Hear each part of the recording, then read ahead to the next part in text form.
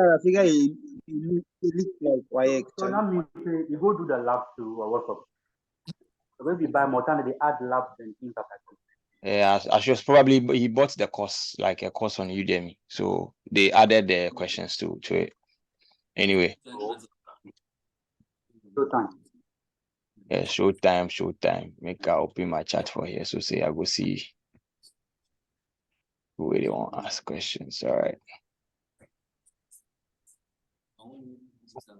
Okay, so today we are looking at model 6, that is compute.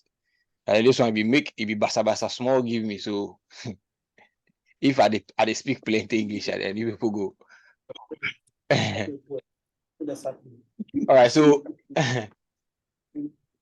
so the compute service, Amazon has like a range of compute services, right? And then the most popular one is the EC2, right? That gives I mean we'll go through mute one of mics. All right.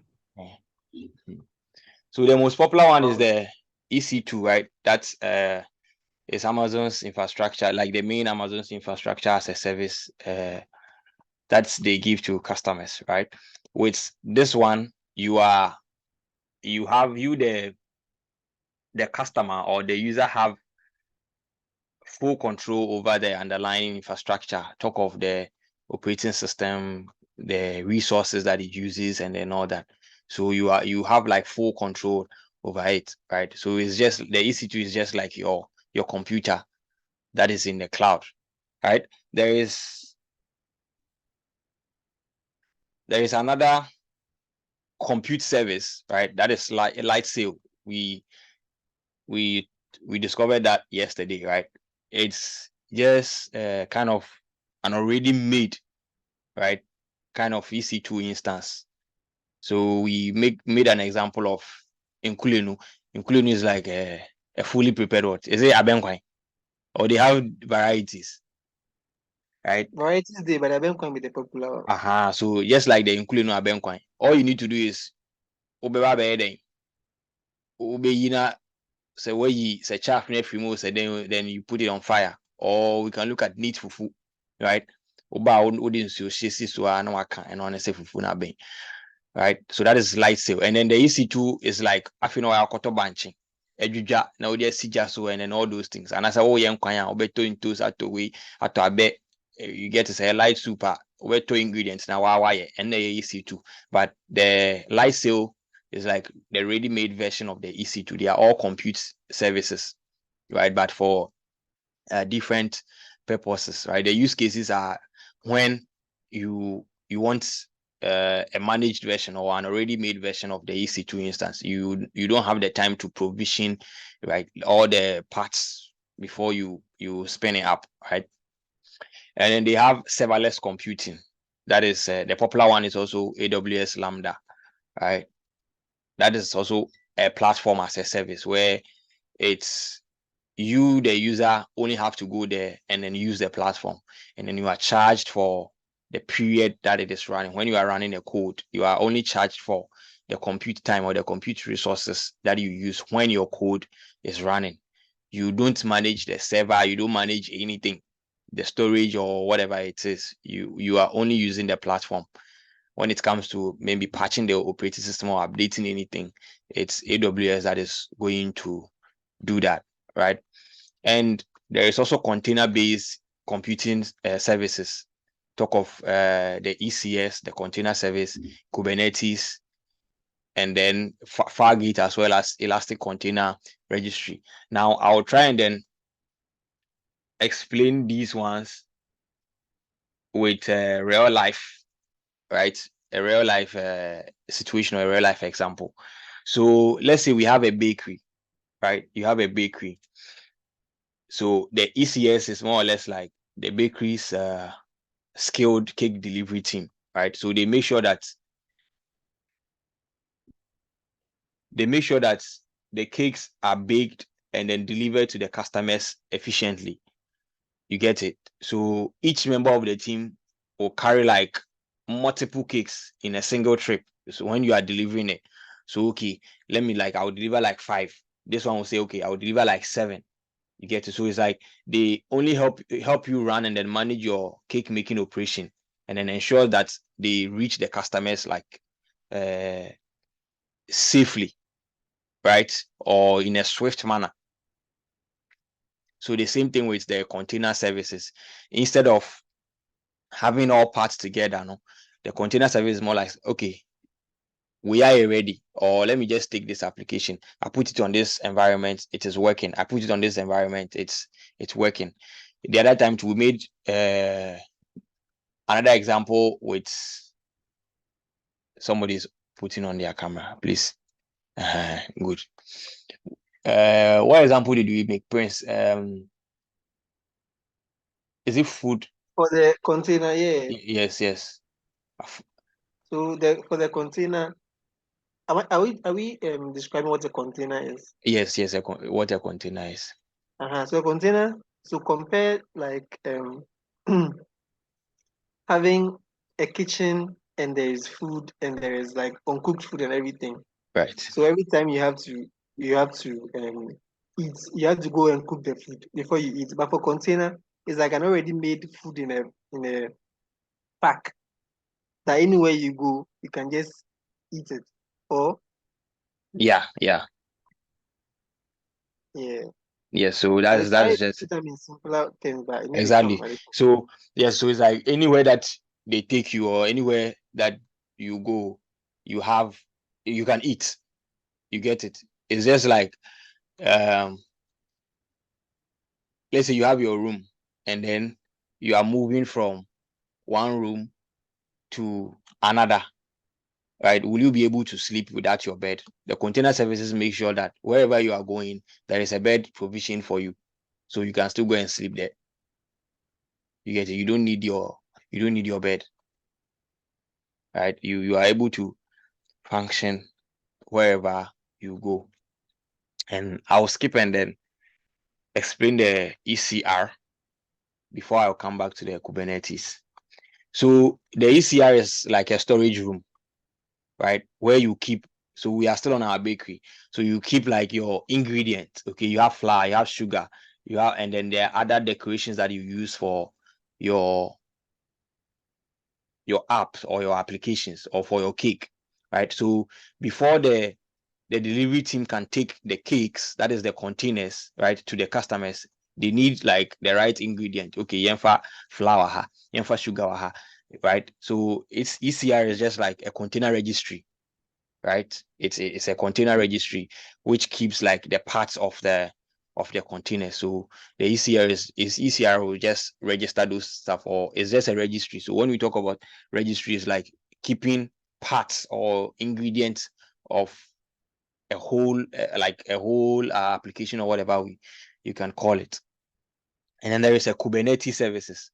Now Kubernetes services will be like, okay, instead of using like ECS, right? Instead of using your container service,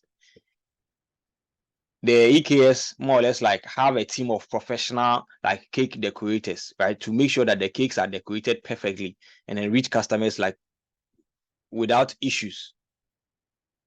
You get it? So instead of the ECS trying to put things together, the Kubernetes comes like fully managed, right? They have everything. It's like the 1,000 kind of person. Okay, so you ECS make you rest. The creators they here, everybody they here. So we just put them together and then deliver or send it. Is it making sense? So we more or less like you have somebody that coordinates the activities, right? Instead of anybody doing whatever they want. Since okay, there is a delivery. Okay, so me, I'll take 6, I'll take 5. Okay, Kubernetes says that no. You come and you take this. This one is going here. Okay, you leave this job for the decorator to come and do, so that you rest. When they are done, you come and take it. You get it? So that is the difference. In as much as they all do the same thing, it depends on the purpose that you want to. It depends on how soon or the environment that you would want to, the kind of application that you are actually like building. All right, the type of design that you are doing, the usage patterns, and then the desired like settings that you want. You get it? So you have to like do those considerations and then see before you select any of these container services, because the incorrect selection will actually like impact your performance or availability and deployment issues. There is also beanstalk, right? There's also beanstalk that's kind of says that, okay, you have your code, you have everything, right? I am giving you the platform to deploy, right? I'm giving you the opportunity to do what? To deploy your app. So more or less like you are able to distribute your application, right? You put it live, people are able to use it, and then all that. We have services that you have to even install on your PC to do those things, but AWS have that platform that gives you the opportunity to do that without without needing to go through extra like hassle or whatever it is, right? We have given it a popular name called Gobe. So anytime that you have a question like which AWS service, or they can even put in a use case or a real life scenario, your company wants a way that they can quickly deploy an app. There are other things that they might say, right? Which AWS services will suit this scenario? And you have to always know that it is what beanstalk. Anytime you see deploy, right? Your company want to deploy an application, then you are looking at beanstalk.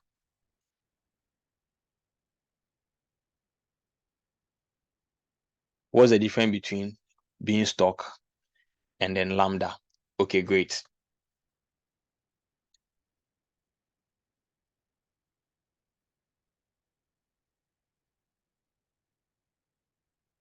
Does anybody has an Eben Matt is asking, what's the difference between beanstalk and Lambda?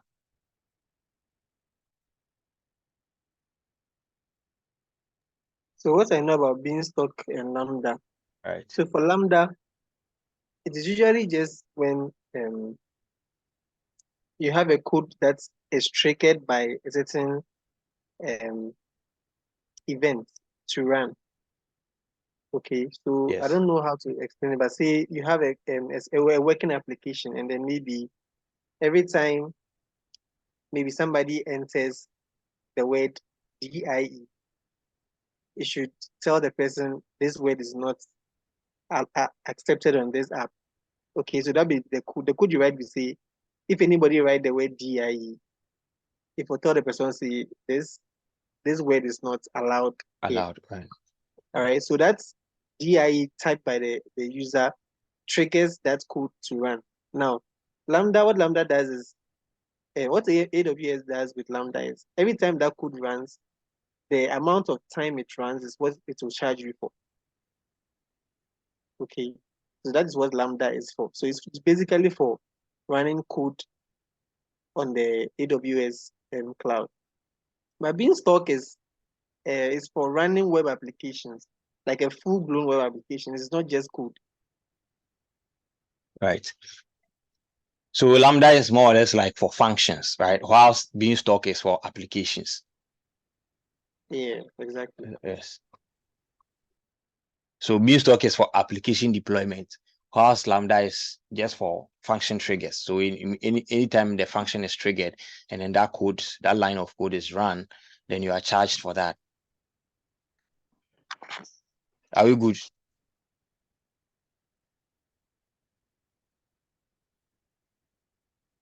Eben, we good? Oh, correct. Okay, Charlie, let's move on. Okay, so we'll look at EC2. So I think most part of this module talked about EC2 part 1, part 2, and then all that. So we'll look at all of it. So here we'll look at machine images, right? And then creating and then modifying machine images, instance types, use cases, and placement groups, and then enhance. Okay, that's fine. We'll look at all of that. So a machine a machine image is like your ISO file, like the ISO file or the image of your operating system, right? So when you are creating an EC2 instance, the first thing after you type the name and then all that, you have to choose a machine image. So you are either choosing Windows or Linux, right? And there are other ones. And Amazon has different ways of choosing your AMIs. So AMI is an abbreviation for Amazon Machine Image. The quick starts are machine images, right? Ready-made machine images that are provided by AWS themselves. There is my AMI section that is for images that are created by you, the user, right? And there is a marketplace where other third parties also offer these software solutions. So other third parties have developed machine images that they are selling at the marketplace. And there is also community AMI where everybody posts like these resources. But these ones are not managed. Those ones, the marketplace and then the community AMIs are not managed by AWS. So those ones, you use them at your own risk.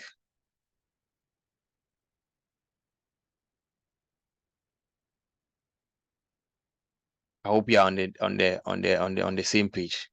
And there is also a way for you to create and then modify your machine image, right? But to create one, you will have to start from a starter AMI, right? So for example, you go to the quick start, you select Amazon machine image, and then you can make modifications to it.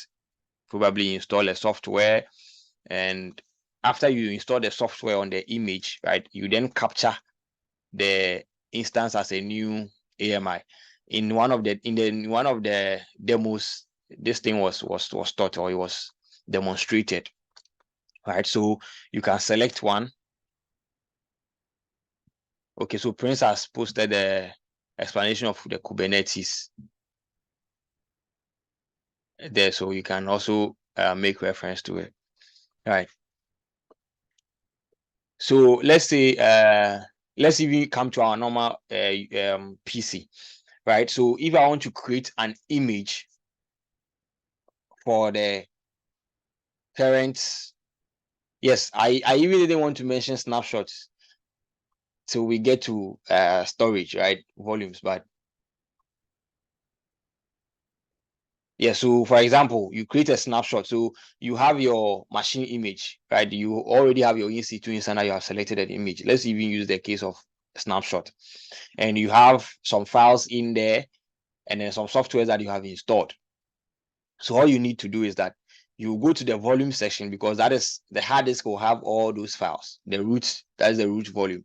You go there and then you create a snapshot of it, right? And then now you can use that snapshot as a new machine image. That machine image will have every software or resources that you had in that volume, because you took it from something that you were using. So if I have my PC currently, and then I have installed certain softwares, let's say Photoshop. So those of you who download like cracked versions or modded versions of even the Windows, you see some comes with Office installation, Microsoft Office installation, and then other softwares.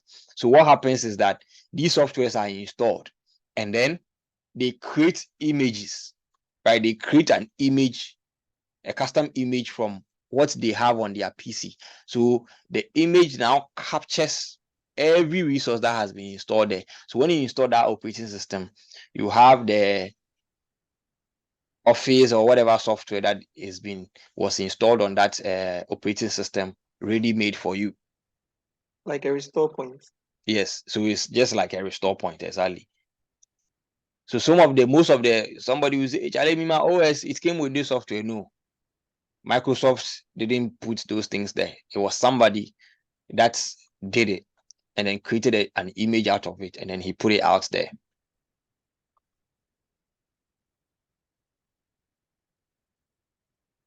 I hope you're on the same page.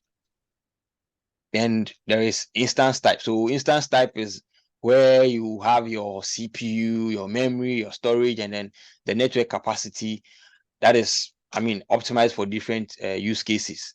So the categories are the general purpose, compute optimized, memory optimized, storage optimized, and then accelerated computing instances. So depend on the use case, depend on what you want to use it for. For a general purpose, it's more or less like you use it for everything. So just like our laptop, probably we use it for everything. We learn with it, we watch movies with it. Some people use it to play games and then all that. So it's kind of a general purpose instance type or a general purpose machine. If you want to use it for something that pulls like a lot of resources like CPU and then all that, then you are looking at compute optimized, where you have more CPU and then like more memory space, right, to accommodate the workload. There are other use cases for memory optimized as well, right? And there is a storage optimized. If yours is for just storage, then you go for bigger storage size and then less CPU and then memory resources. And there is also other accelerated computing instances that, I mean, for it to handle like heavier workloads. And these instance types have generation numbers, right? So you can see if when you are creating in our labs, you see they will tell you to choose T2 micro, right? You choose the T2 micro free tier. So there is T, there is R, there is C, and there is M, right? Those are the names. And then if you see T2, that is the second generation of the T family. M5, the fifth generation of the M family. And they have different capacities that I don't have off head, right? These ones are things that you can just Google and you are not going to be question as far as the cloud practitioner is concerned. They are not going to ask you what capacity does the M5 have over the T2 or those things. But generally, what they are going to ask you is that what does the tray that precedes like T mean, right? Or what does T3 mean? Like those things for you to have an understanding of, okay, the tray is the generation of that, alphabet family.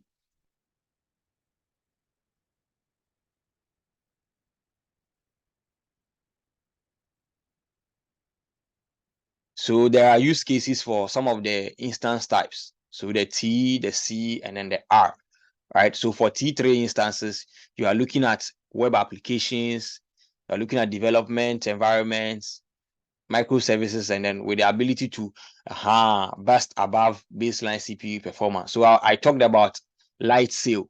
So anytime you see a question that says that you need what microservices to, and then the performance, there is like you need to have a room for performance to burst above baseline CPU performance, then you are looking at what? Light sail. And yes, the question will also include another keyword called like microservices, right? And there is C5 instances that are for like compute intensive workloads.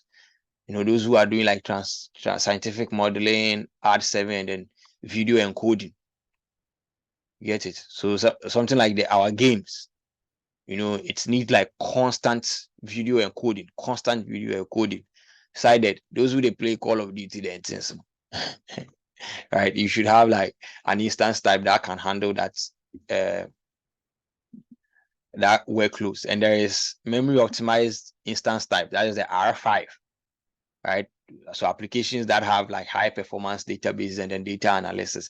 So, you know, with data analysis, there are kind of temporary memory storage or temporary data storage. So you need a memory that can also be at par with the requests that you make.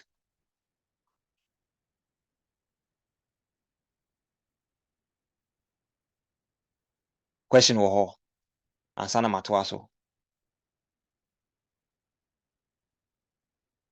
Some of you want to talk. Your mics are muted, so you have to unmute yourself. Or you can raise your hand and I'll call you. And as I would able to chat boxing him. Then we deal with it. Placement groups and then enhanced networking. this thing. Let me see if I can explain it for all of us to understand. Me myself, if I'm explaining to myself, I don't understand.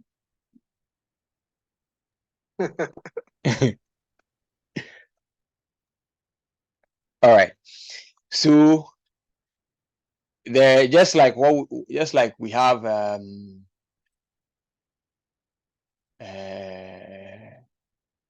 no, I wouldn't mention access policy. Okay, so let me put it this way. So you have, let's say you have like instances which have different instance types, right? You have your EC2 instance which have different instance types. So placement group is kind of, you use it to group them, right? You use it to group them based on how each instance depend on each other. So you have your, maybe you have a database server, and then you have an application server that you have spinned up, and then you have other servers that you have spinned up, but both serve different purposes. Okay, so something like the database server and your, let's say you have an e-commerce app that you have also spinned up on another EC2 instance. So your database server and then your e-commerce web application or website server can be grouped at one place because they all deal with what? Data. So you are just, it's just a way to categorize instances that have kind of the same functionality or have the same interdependency. Just like Ghana government has said that, okay, birth and death registry, marriage registry, business registry, you people go under the registrar's general department, right? These people, is it, what do you call them? Is it Ministry of Roads and Transport or whatever it is? See, they also have their subdivisions. Okay, you go there here, right? So it's just a way to categorize these instances or these instances that depends on each other for, let's say, resource or information or whatever it is. So that's basically what placement groups can be used to do.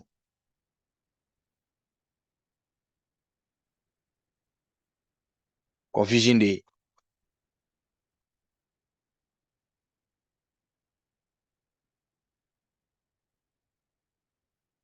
Okay, so now part 2 of the EC2. Okay, plenty day. Okay, Justice, make I hear you before we go move on. Today we don't hurry up. We have plenty issue. What's it called? Exam questions to solve. But you bring your issue, then we'll look at it. I get back up. Now you know disable the annotation. Hey, thank you for reminding me. Clap for Prince. Those, if you be new for you, ready with a clap. So if I if I say clap, you have to clap. Just to say go ahead. Okay. So if I say clap, I make you clap, right? So say with it. Yes. Isaac say clap. We know they hear you. What are you happy? If they say clap for me to make a clap at. how Prince will go clap for him body? If you for clap, so if I say sleep, you might sleep.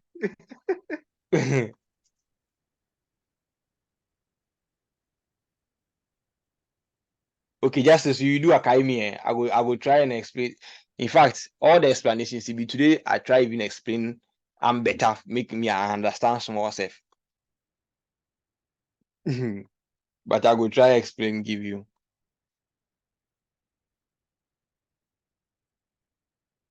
All right. So part 2. So it's just like the processes of, creating your EC2 instance, right? So in this part, we talk of networking settings, where you edit the network settings. If you don't have any, so for if you have, maybe you have created your VPC with subnet, with all the networking that you can do. If you have that, then you have the option to edit the network settings. I hope by now everybody has done at least one lab. That is the networking. And you remember that you create your VPC, and then when you are creating your EC2 instance at the network session, you edit, choose the VPC, choose the subnet that you want to spin your EC2 instance in, right? You are able to select the security group that is associated with the that you want to associate with the EC2 instance, or the security group rule that you want to associate with the instance. If you have a VPC created, you select the VPC as well. You're also able to select an IAM rule. So maybe with the instance that you are creating, you want to attach certain IAM role to it, right? So okay, this thing, maybe I activate like a rights rule, or let's say a default admin rule, where the admin have read, write, and even modify, right, permissions. These are rules that has been attached to the instance. So it means that anybody that has to access, or any application that has to access any resource, or has to call something in that instance, has to assume that role before they will be able to do that. So roles are temporal positions, right? But then if you wouldn't, you are also at liberty to leave it. And there is a user data script. When we created this, the very first lab, we're giving some scripts to just copy and then paste. So anytime you want the EC2 instance to run certain, do I say code or command? No, command, right? Bash shell is a command. Like, yes, they are commands, they are not codes, right? So maybe we want the EC2 to do something. It's a web server, so definitely you have to download an Apache web server, and then let's say a language, let's say a PHP language, right? After that, it has to download some files and then install them, and then after that, the web server needs to start by itself. We have to write that code in the user data script session. Right, that code has to go to the user data script session. So you see, we're told that, okay, copy this code and then paste it. Most of the times you have to write that code depending on what you are using the instance for.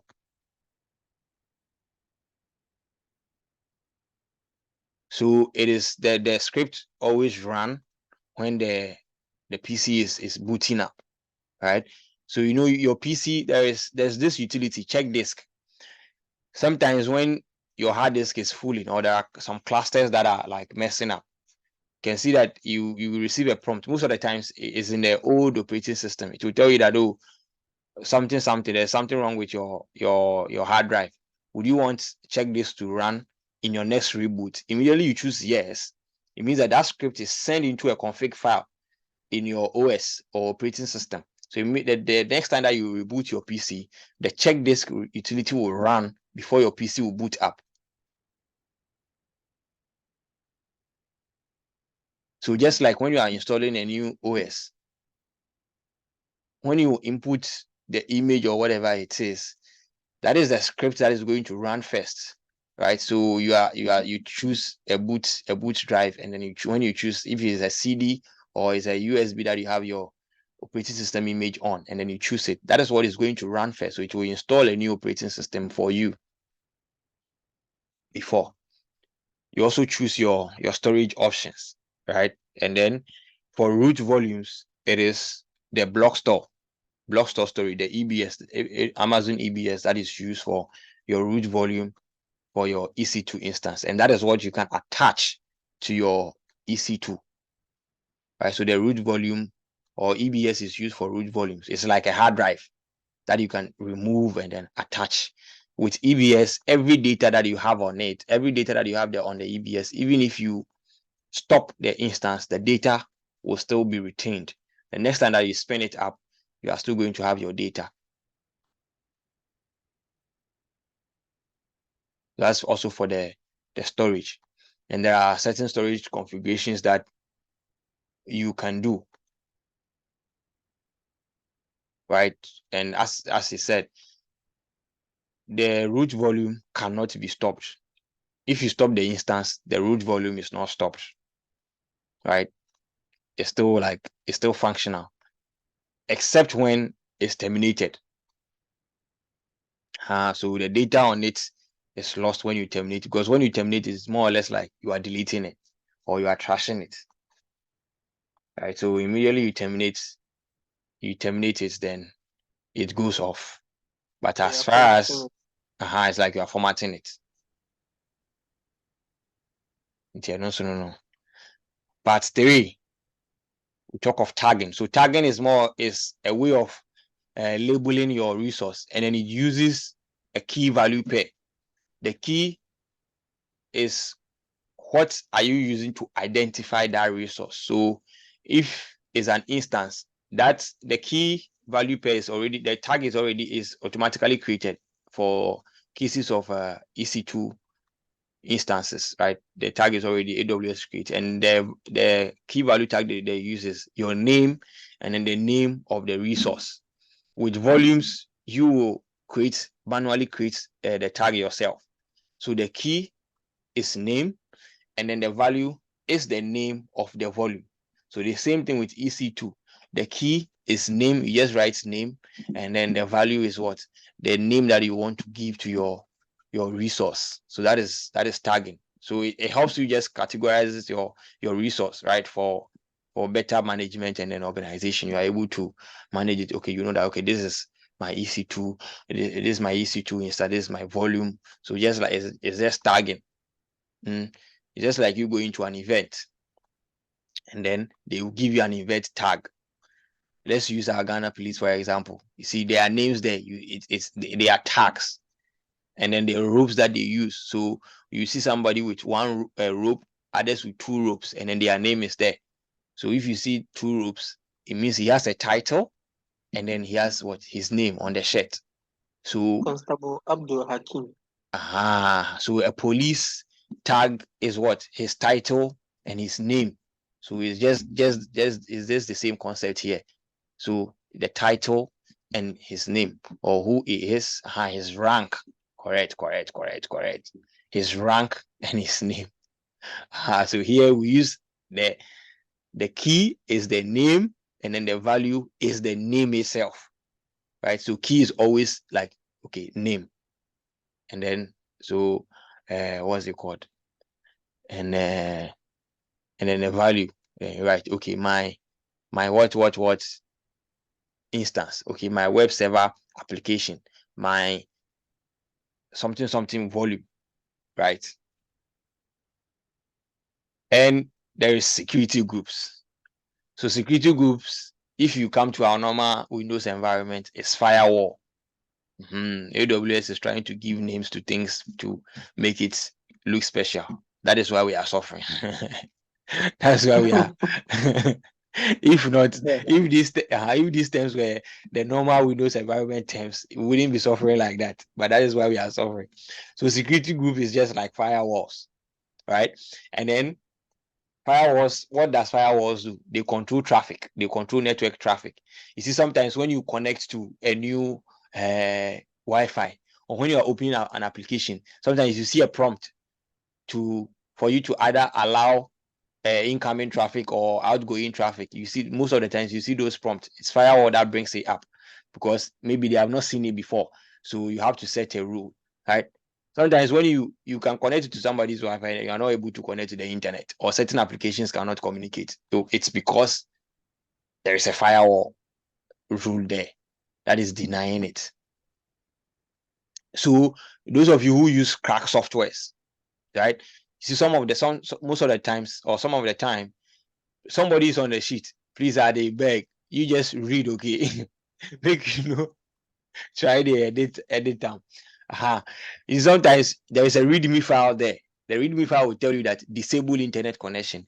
Go to your firewall and then set an inbound rule, right? Not to allow the application to connect to the internet. What it means is that if you don't set that rule, the application will still communicate with the internet, and then whatever authentication system or whatever verification, verification. That'd be outbound, right?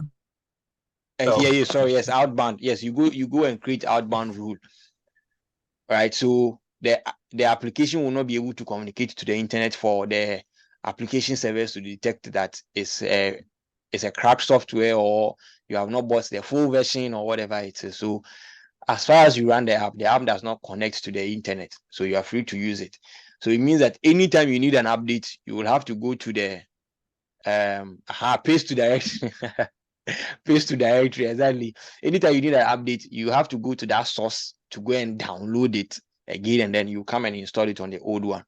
Sometimes they have pre-configured settings in the app itself, so all you have to do is copy the cracked version and then go to the installation directory and then paste the cracked version there, and then you are good to go.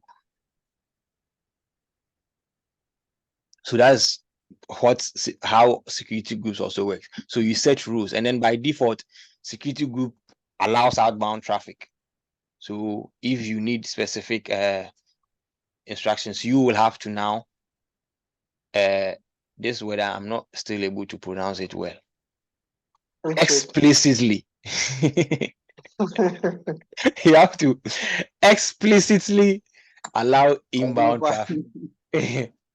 Inbound traffic. If not, automatically inbound traffic is denied, right? And then there's what we call key pairs. So when you are creating your instance, you also have to create a key. Those are for SSH connections, right? Or SSH is for Linux, for the Linux people. That's secure shell. And then for Windows, we have RDP. It's remote desktop what? Okay, Camry, I go get all my abbreviations correct. Remote desktop. Protocol, correct. Who we take okay in job now? Godman. Oh, Godman, God there, you know they joke with them, so I'm not going to talk anything. God deny man. He's happy man, Charlie. Yeah, so these key pairs are used for let's say remote access, right? When you are not using the management console. In one of the labs, you will use PuTTY, right? PuTTY. You use PuTTY to connect to an EC2 instance, right? But that one, I think all those keys were not activated for that instance. So you just use your username and then you are automatically logged in.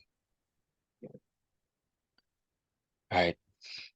So you need a private key and a public key. In AWSF, they call it what? Access key ID and secret key. So the public key is access key ID, and then the private key is secret key. And they are used to just for security reasons to secure your. So you need these two key pairs to be able to connect via remote, right? And you are supposed to create one. In our labs, sometimes they create it for us. You will see VO key, but if it is not there, you will have to create it, and then you proceed. Or if you don't want it, you can just proceed without it. But it's always advised that you do it. And there is AWS CLI. You are able to also launch your EC2 instance via the command line interface, right? Those ones, when it comes to, programmatic access, there's like you have more power than just using the graphic user interface. Most of the times, especially with deletion in our Windows stuff, sometimes when you are deleting something, you are not able to do it, no matter how you try. But with command lines, you are able to, forcefully do certain things, right? Forcefully delete files, forcefully rename files.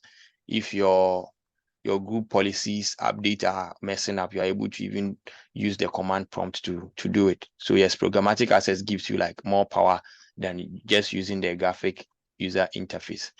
And for you to also launch an EC2 instance through the command line interface, you have to specify like the image ID, the instance type, security group region, and all those things in the command line interface for you to do that.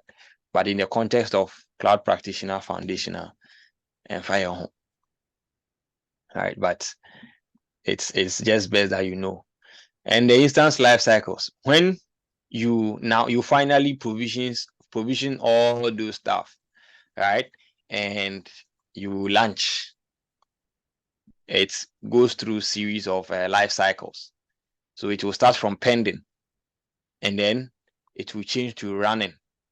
Right? Running means that it's fully booted. Your instance is fully booted. Aso, so. Just like when you put on your TV, you see the standby light will come a little. You sometimes you see that the screen will light up, but with no image. So that's, and the logo will come for something like, for Samsung like this, the logo will come. So that will still be in the pending mode, and then now boom, now screen abba ready for you to whether go to YouTube or connect to a device or whatever you want to do, right? In that state is fully booted and it's running. And there is also stopping mode, right? There's also stopping mode when, you choose instance, you choose an action and then you go to stop. It will be in a process of stopping, and then now it will stop. And there is also terminated when you permanently delete it, right? When you permanently delete it.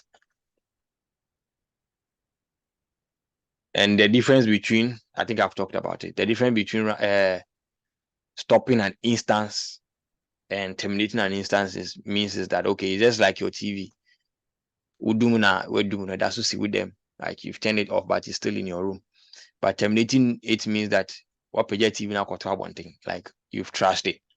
Right. So the same thing with the EC2 instance. If you terminate it, it means you are deleting it. Somebody asked the question that I've terminated my EC2 instance, but it's still there. Yes.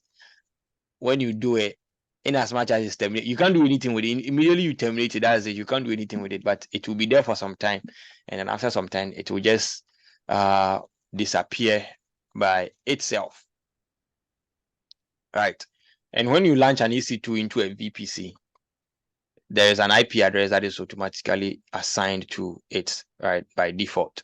So when you launch an EC2 instance, you see, when you go to the details, you see public IPv4 address. If it's a IPv6, you see public IPv6 address, and there is also a public DNS address or something like that, right? And immediately you stop an instance or you terminate it, the IP address will be released, and when you restart it, a new one, because it's not a static IP, a new one will be assigned to it. But just like as we talked about yesterday, if you want a consistent IP address that doesn't change, then you will need an elastic IP, right? You need an elastic IP for that. When you spin up your EC2 instance, you attach it to it. So that same IP address will be attached to the instance. When you stop it, the IP address is released, go to its resting place. That is the elastic IP interface. You launch again, you attach the elastic IP interface to it, boom. It has the same IP address. And when you launch an instance, there is a metadata, there's like information that you can see, right? Sometimes the resource, the CPU utilization or whatever we call it. So when you use the address, that's the public DNS address. When you connect, so this is the IP address that you connect to, right? And then you go there, you'll be able to see your metadata about it, the instance type, whatever it is, like any small information about the instance, you'll be able to see it. And this is the URL that you connect to. Amazon CloudWatch. Should I explain this thing again? All right, so CloudWatch is okay, make us zoom in everything. All right.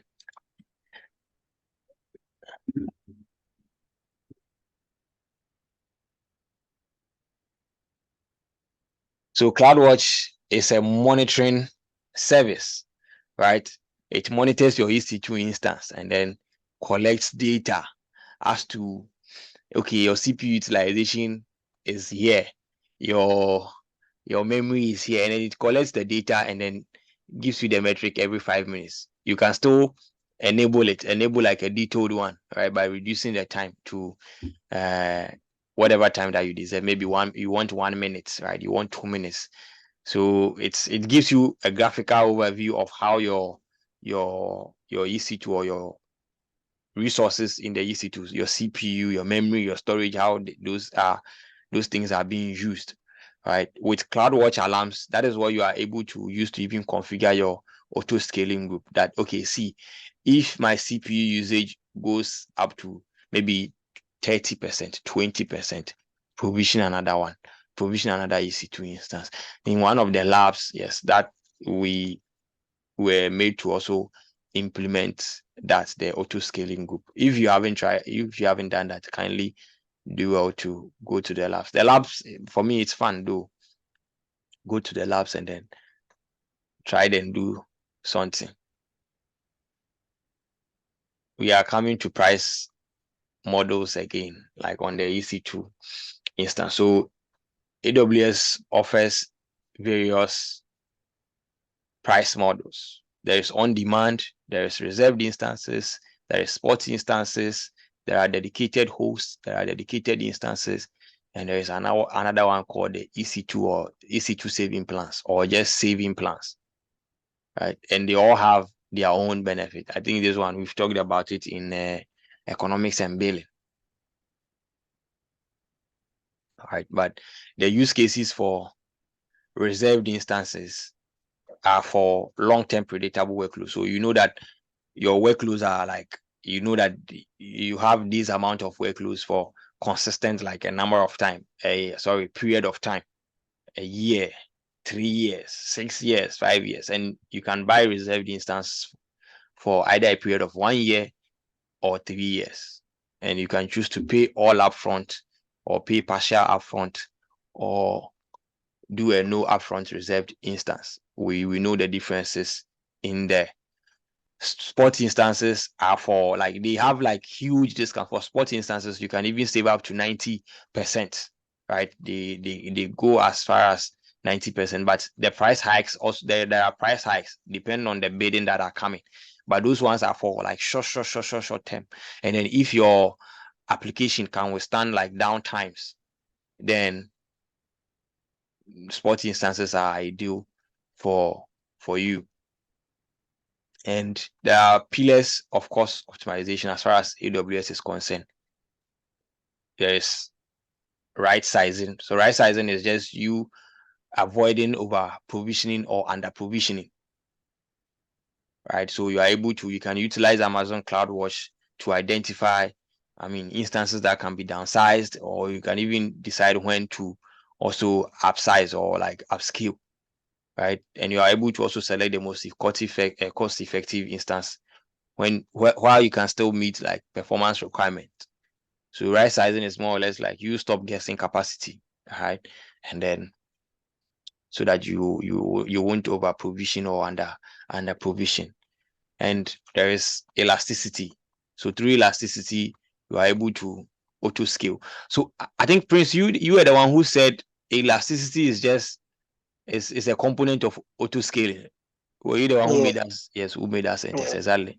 So through auto scaling, you'll be able to have an elastic system, where you can increase or decrease your resources to meet like needs as and when needed, right? You are able to also stop or hibernate like non-production instances when they are not in use.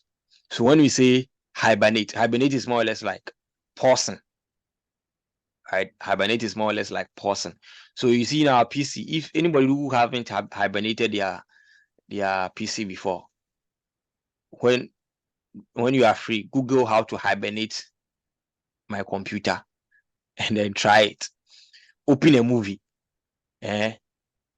open a movie and pause the movie and then hibernate. It's different from sleep. Hibernate is different from sleep. So it is more or less like mada, but even die. You see those kind of people, no?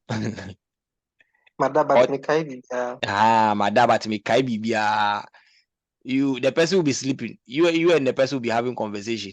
He will be sleeping, you wake the person up. he or she will be able to tell you almost everything that you said. So the person was just on hibernation, right? And there is the sleep mode where, okay, let me take a nap and then come and continue what I was doing.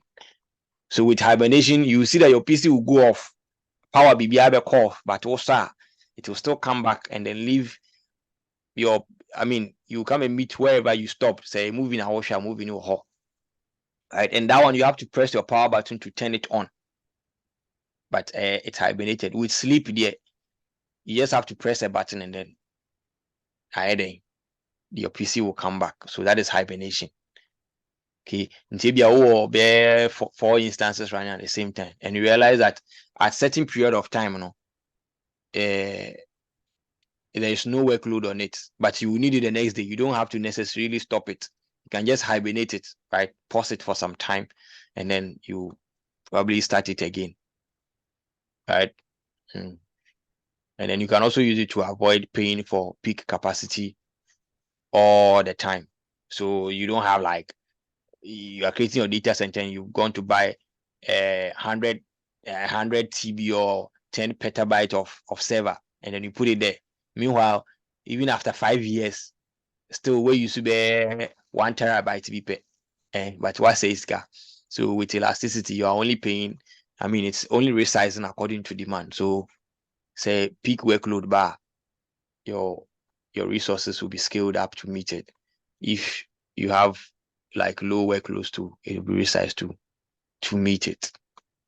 So yes, depending on how your workloads are and then what you are using it for, you can consider that to choose the right prices for, I mean, for optimal pricing, right? You can also use options like Lambda to reduce certain costs. So Lambda functions, right? Certain things you configure your Lambda function. So CloudWatch will trigger a Lambda function that, hey, we are AC in TSR, right? Yes, to reduce cost. So you just take advantage. So they've AWS have like created a whole ecosystem for you to save costs, and as well as also making using their services easy for you. So the same thing, optimizing your storage choices. You look at per your resource requirement or per your storage requirement. You don't go and provision 2 terabytes of EBS volume when you actually need just 10 gigabytes.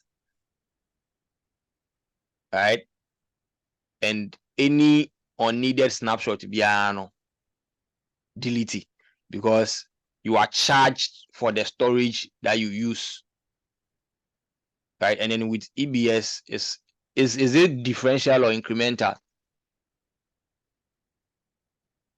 Which one?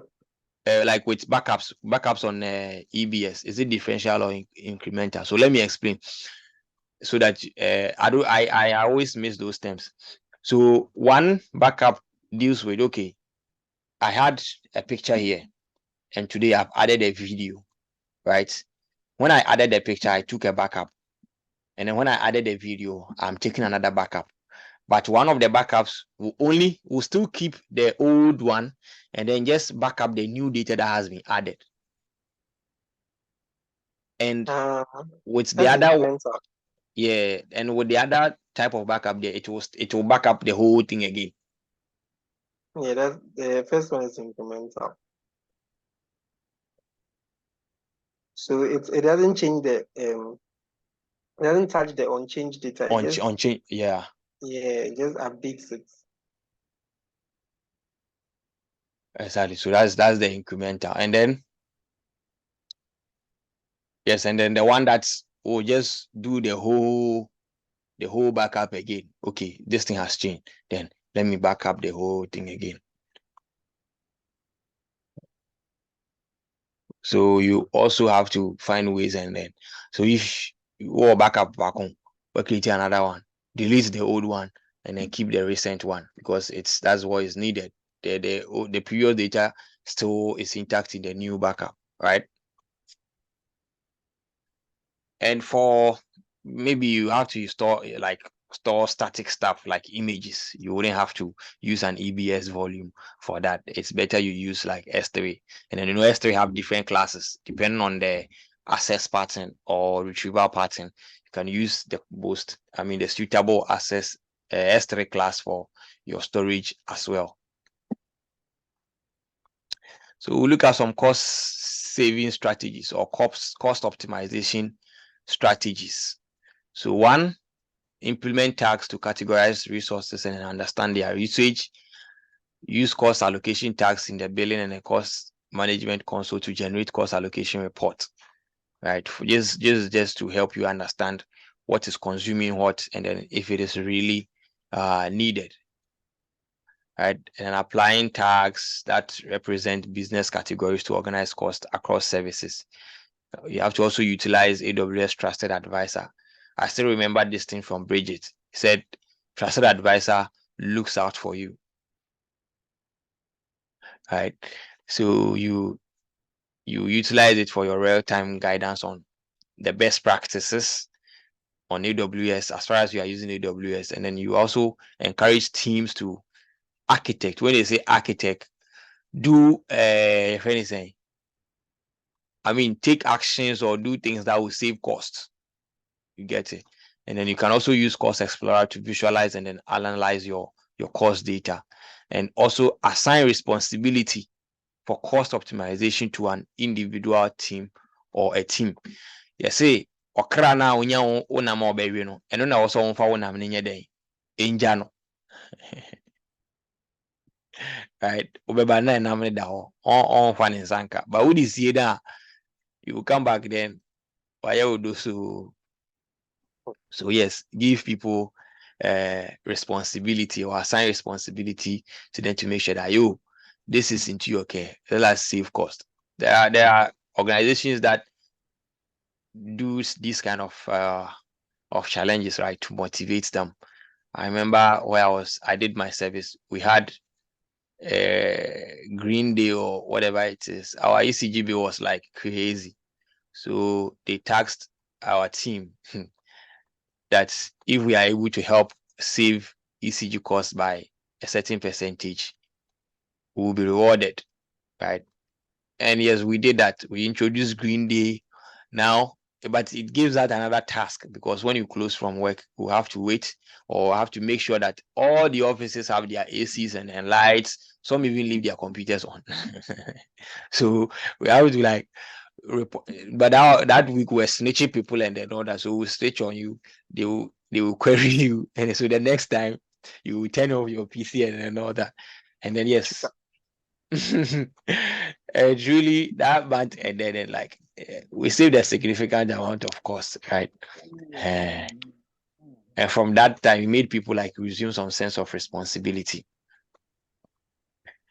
Container services. Somebody explained container services the other time, but it looks like the person is not on. I wanted him to explain this containers, Docker, and then container versus virtual machines.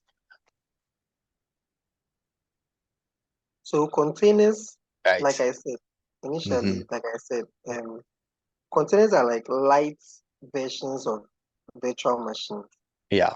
So it's like a package version. So like anywhere you take it, it will just run by itself. It has everything it needs to run, and it boots way faster than a virtual machine will boot.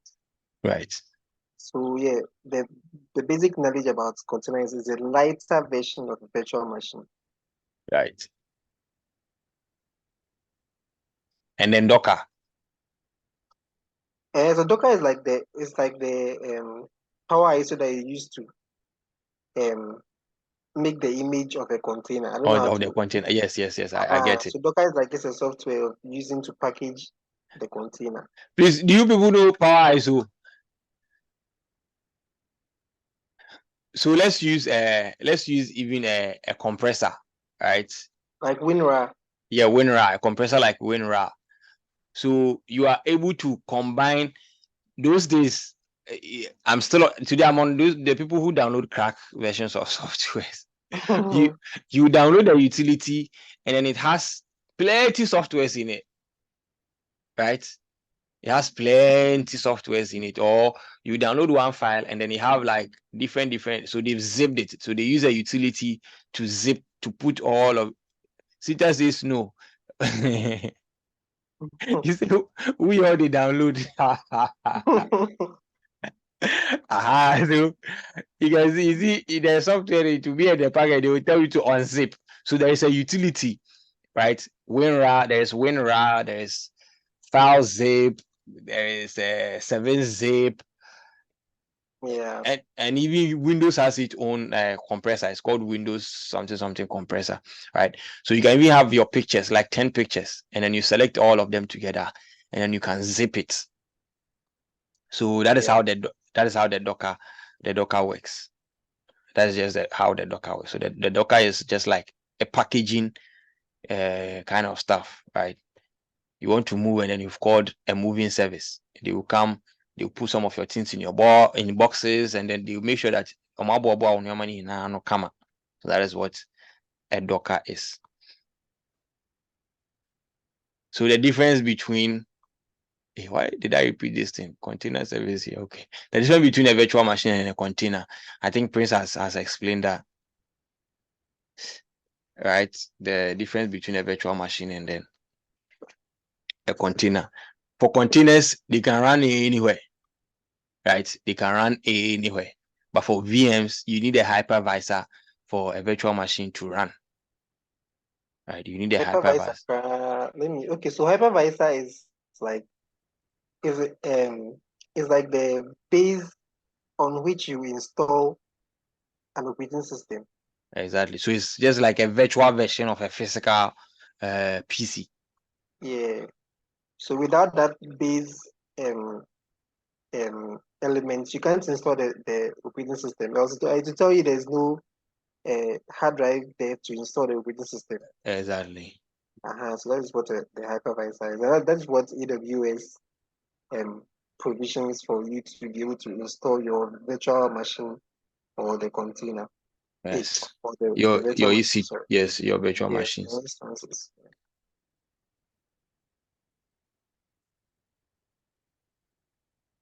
So for container, the container just if it is a Windows, say a Windows packaged container, then it needs Windows to run. Yes. But maybe it can probably run on any OS, but then it needs a certain element called a kernel.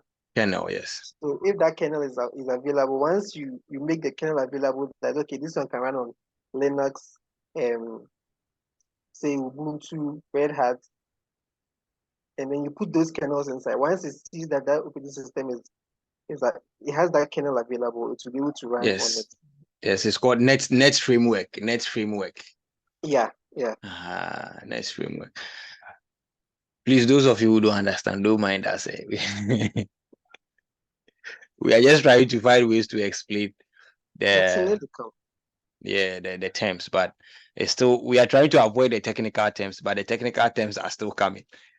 No, so actually these ones for in the context of AWS, you just have to like understand, okay, this is what it does, this is what it does. But we are just trying to also use IT, like the normal IT thing, to relate to it. But I think that is also making it difficult because if also you people again, we are sorry. No, so kernel is like it was a overstatic generator, right? Let me use another thing. Yes, it's difficult to use any. You try explain it. Yeah, I did try. You see, sometimes you will install a game,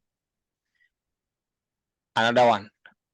Those who play PS and then FIFA on your PC, you install it and they will tell you that, oh, you need to install this thing before you be able to play, right?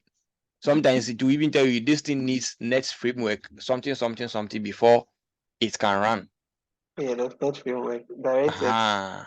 You need DirectX before it can run. So it's just like something that you need for the thing to suit to the environment that you are trying to run it. So that is what we call kernel, right? Those days, GHS, there are people who were calling 4 eyes, those who were wearing glasses. Without their glasses, they cannot see. So the glass. Oh, sorry to anybody that wear glasses, but I'm just trying to find a way to. So the glasses becomes what? Their kernel. Or those people who cough, obicha, sounds what we did, you know, in sunny and the kernel. Okay. No, can you do that? 10% now, only 10% now. They mentioned so. Also straight bullet too. So you Wednesday you come for the so yes, I was just trying to find ways to do like to give an example. All right. So by this time you know what container services are. Anytime you see elastic something, then it means they are scalable. Yes, makes sense. Okay, thank you. Right. Anytime you also see anything, elastic something, elastic this. When you hear elastic, just cast your mind to the boxer short. You see that thing, that stretcher it is inside, that tie Rubber it is. Say elastic, you can stretch and then contract it.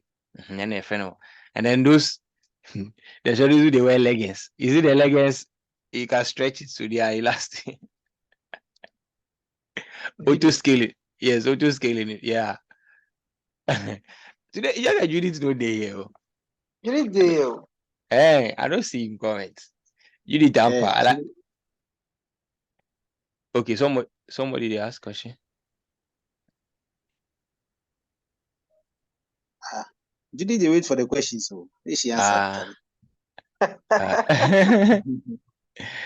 Okay, so that is about container services and container service cluster types. I mean, if anything, there's a service called Fargate, right?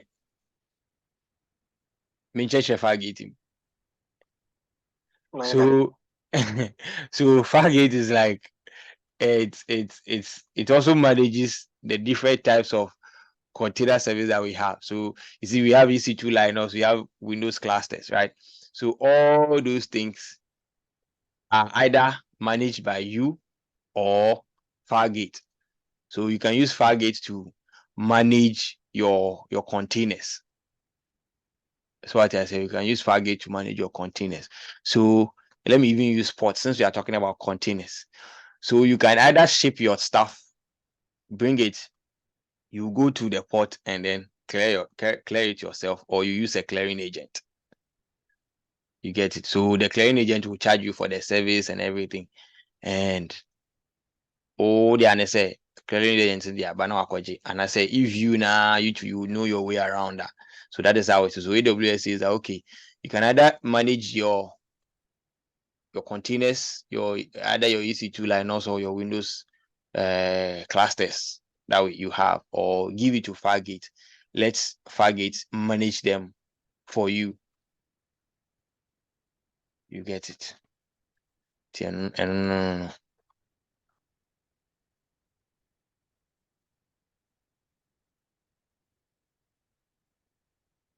I've explained Kubernetes.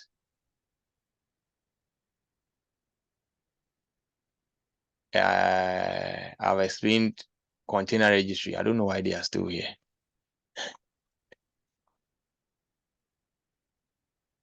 So question, or if anybody has a question then.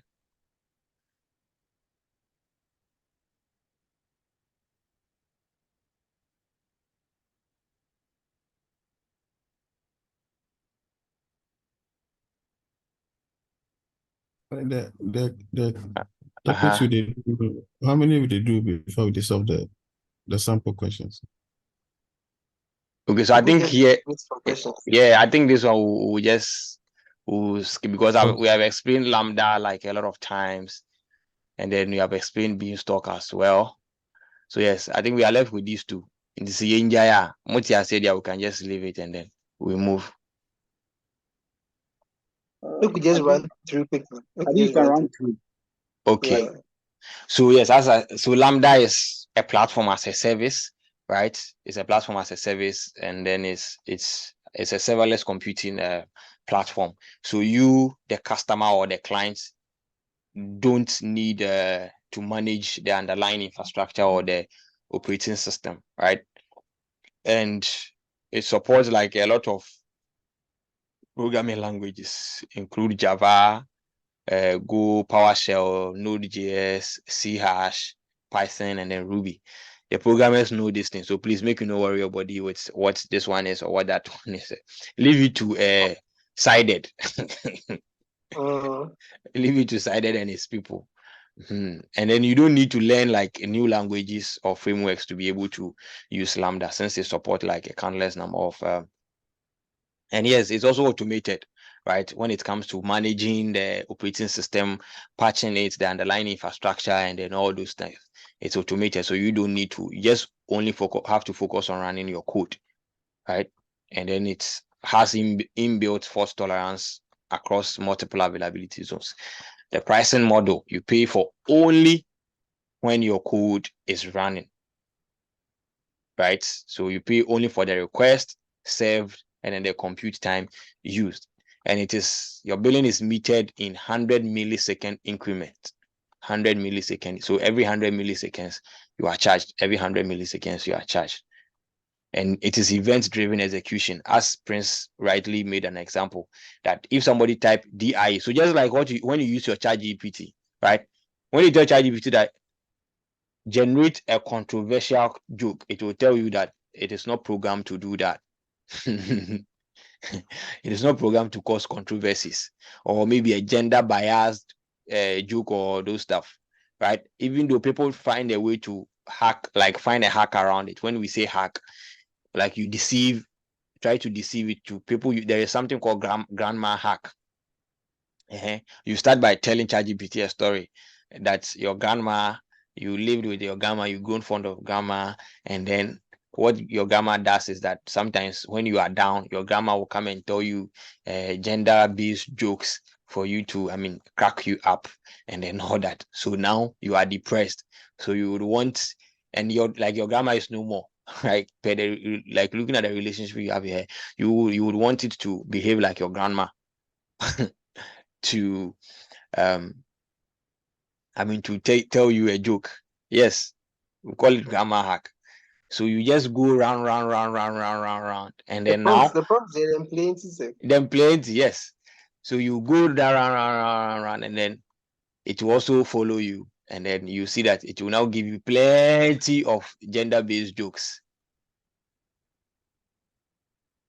It said there is Dan hack Yeah. too. Yes, there's Yeah. Dan hack too. So yes, plenty. There are plenty things that you can still get ChatGPT do for you without like going through or say run through without going through. No, the thing is as you are saying, it's more things they come. Okay, so that's basically about Lambda.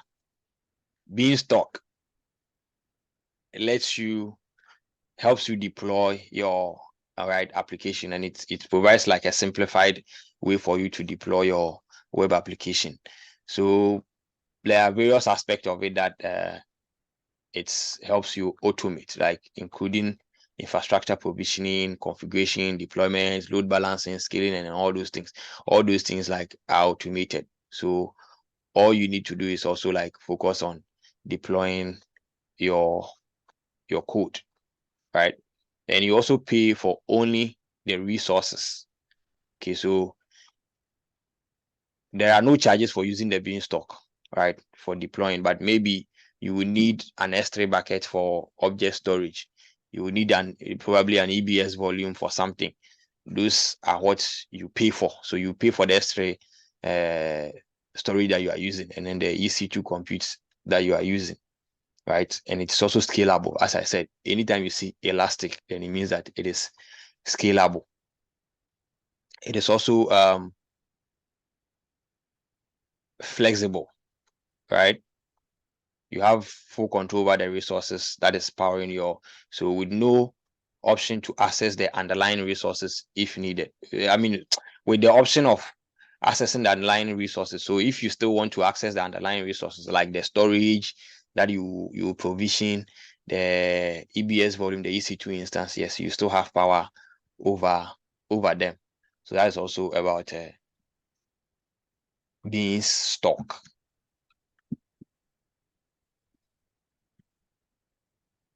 Question D.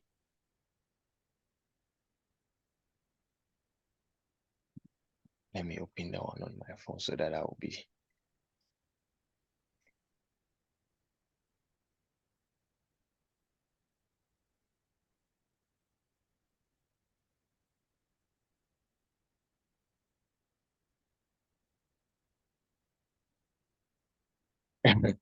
Amen.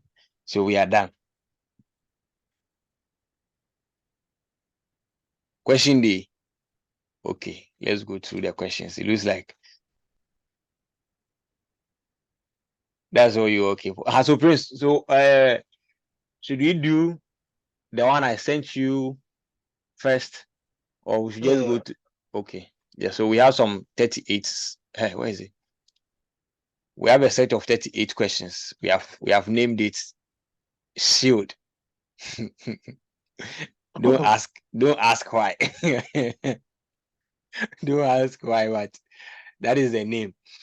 So there are no answers. We'll try and then get the answers ourselves. We'll use ChatGPT to generate the answers. I've actually used ChatGPT to generate the answers, but we'll try and also select our answers. When we are done, the ones that we disagree, as we said, ChatGPT has a knowledge limit, a knowledge cutoff as to September 2021. Yes. So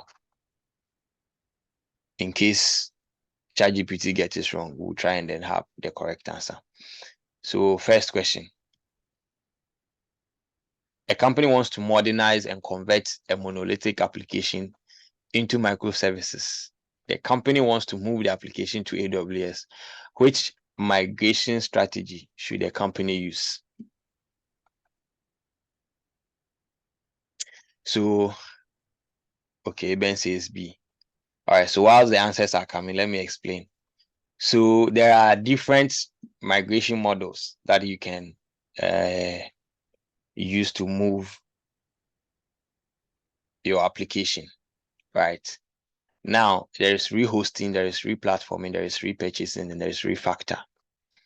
Now, for replatforming, the app or the application itself doesn't, you don't, anything of the application is not affected, right? But when you are refactoring, it means that you have to divide the app or whatever it is into smaller pieces.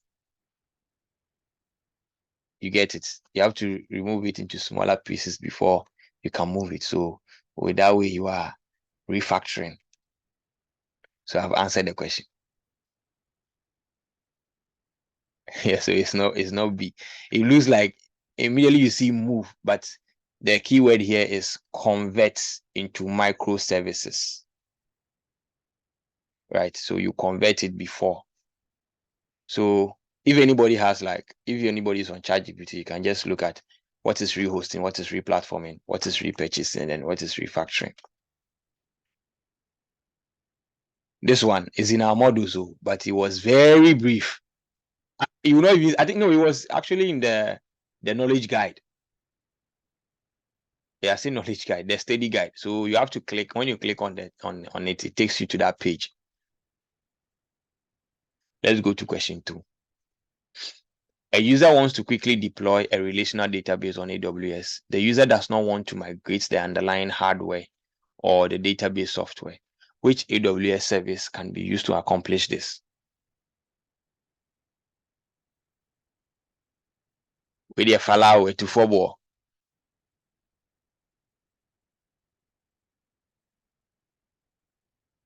Will says B. Benji. Bridget says A. Jason. Jason, you see A, then you write 1. This man. You go home. You go home. Sita says A.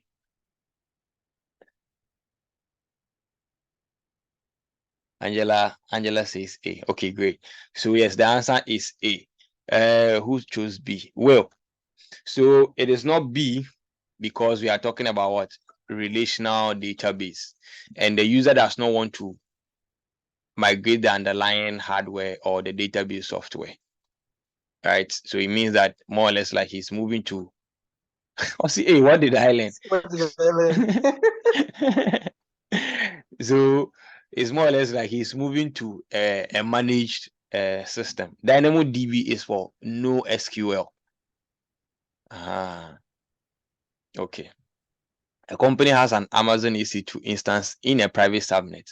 The company wants to initiate a connection to the internet to pull operating system update while preventing traffic from the internet from accessing the EC2 instance. Which AWS service allows this?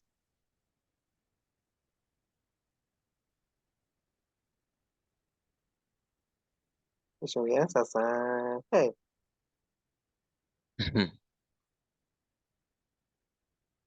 Ben says A.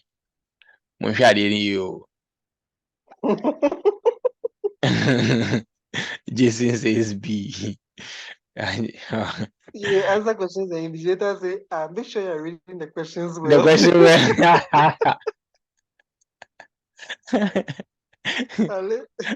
okay, so that is the NAT gateway. So, I mean, your EC2 instance in a private subnet, and we've explained that it's not even about answering the question. We have explained also aha. So for private subnet to communicate, right, to initiate a connection to the internet to pull operating system update, right, you have to attach the NAT gateway. It's the NAT gateway that you use to do that, right? A company is running a critical workload on Amazon RDS DB instance. The company needs the DB instance to be highly available with a recovery time of less than 5 minutes. This one,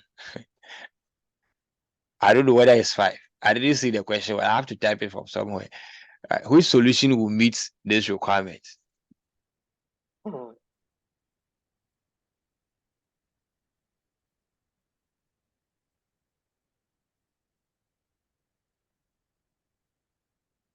So we are talking of downtime, preventing downtime.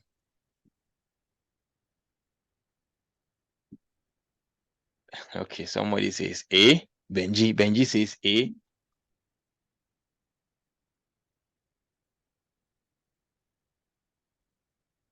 Hey, it is only Benji that has answered.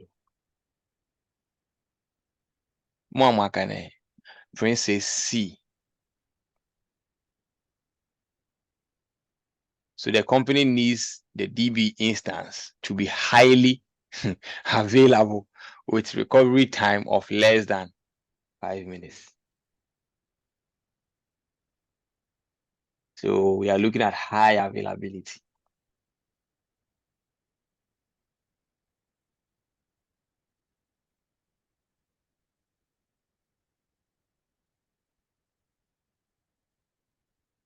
Will says D. Jason says C.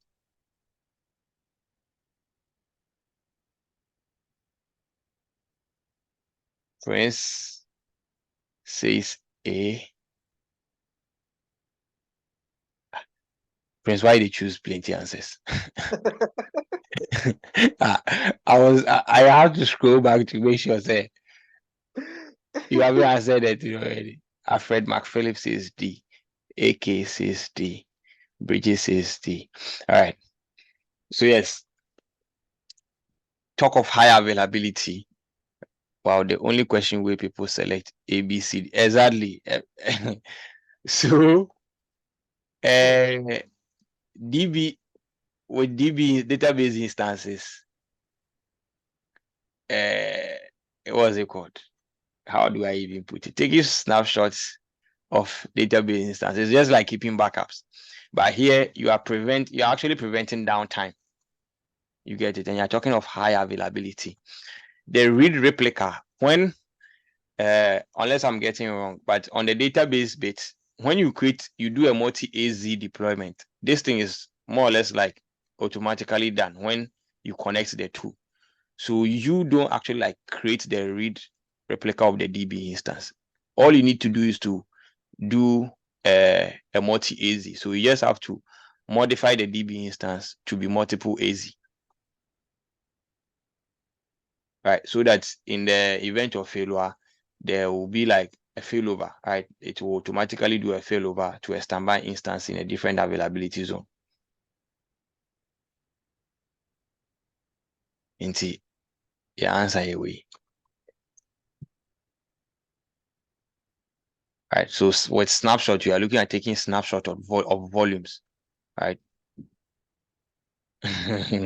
Will says yeah. So in fact, for higher availability is about like preventing downtimes, right? You taking the backup actually does not, like, because snapshots are kind of like static. You are putting it in an Amazon S3. You get it? As far as it's going to an Amazon S3, it means that it's a static stuff.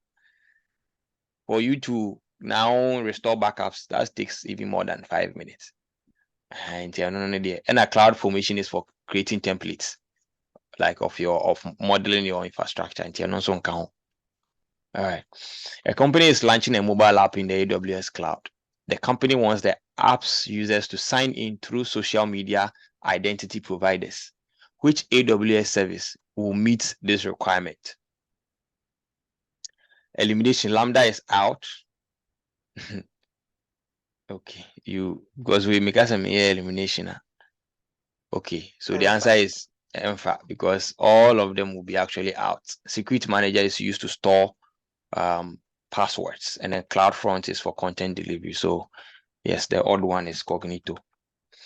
What can a cloud practitioner use to retrieve AWS security and compliance document and submit them as evidence to an auditor or a regulator? We had a question like this yesterday too. Oh, my people are good.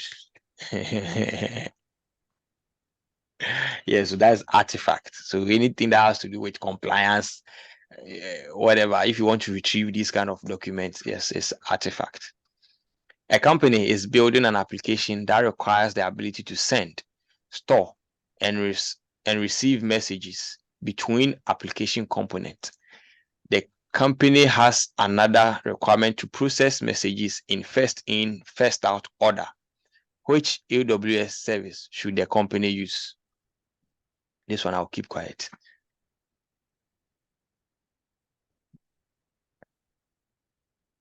You people dey learn. Yeah, so that is the first in, first out. No, we made it. yes, that's what sold it out. So that is it. It's a simple queuing service. First to come, first to leave. All right. Which design principle supports the reliability pillar of the AWS well-architected framework? We are selecting two.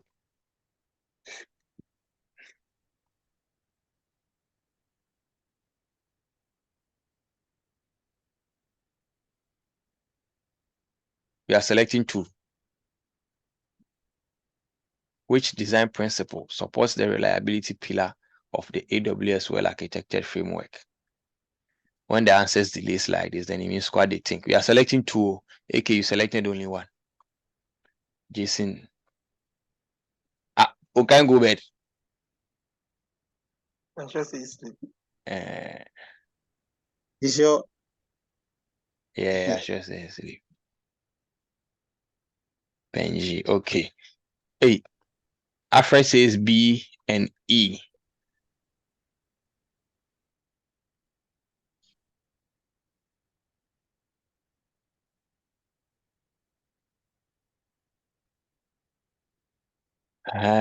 Prince says C and E.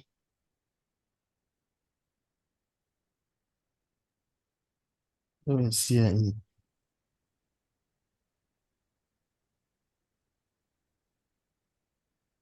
Okay, so let me explain. All right. So you are designing, right? It's asking for a design principle. So, okay, let me see. C and E, C and E. There is B and E.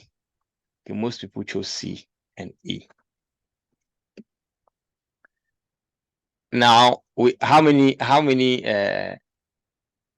the well-architected framework has how many pillars? 6, right? Yeah. Okay. So the OBC 5. Maybe 5. There's E5. performance. Maybe 6. So It's so. there's You What is performance. it? There's you wait, security, are they look them up? Yes, there is operational excellence, operational security, excellence, security, reliability, reliability, performance efficiency, performance. cost Cost optimization, and then sustainability. So it's 6. Yes, sustainability is rarely spoken, but it's 6.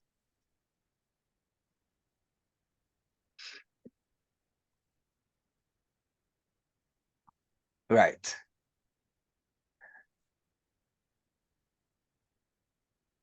Now so E is correct to automatically recover from failure.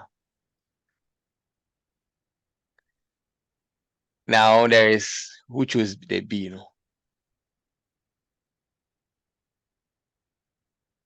So we have enable traceability and then deploy resources globally to improve response time. Now, to deploy resources globally to improve response time, doesn't that That's performance excellence. Yeah. yes, that's performance efficiency.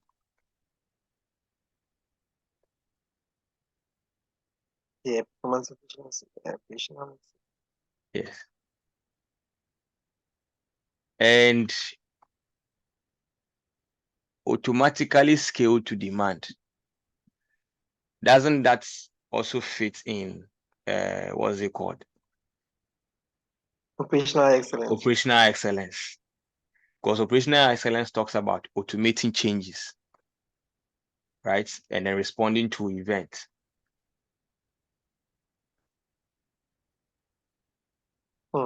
So enable traceability is actually the correct answer. So enable traceability and then automatically recovering from failure. Enable traceability, is that not security? Wait. Enable traceability with security.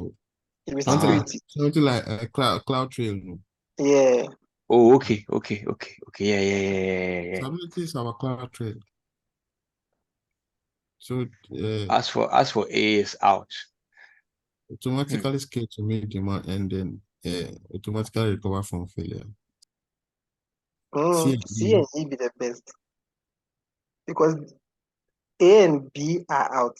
Out, yes. D is deploying resources globally to improve response time. That be performance Efficiency. how do you call it? Efficiency. But automatically scaling to meet demand is making the system reliable because it reduces reference time. It enables high availability because if the system cannot meet demands, it will start lagging. And so it improves downtime. So yes, it reduces downtime. So Reduces downtime. it goes for reliability. That's D, right? C and E. But the D is the performance and then this thing. The performance, the D. No. But I beg you, the question is, where them from? The under. You Just that made way. the sound. Okay, so design principle automatically recover from failure. Okay, so scale horizontally to increase aggregate workload availability. This is from the AWS documentation. And say what? So the reliability pillar, the design principles, automatically recover from failure. Scale horizontally to increase aggregate workload availability. Manage change. So it's C and E. Yeah.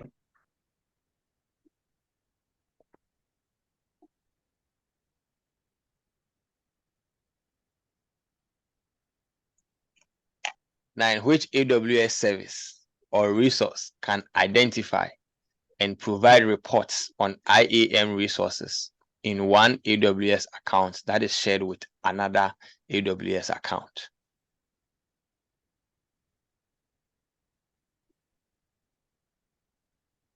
Which AWS service or resource can identify and provide reports on IAM resources in one AWS account that is shared with another AWS account?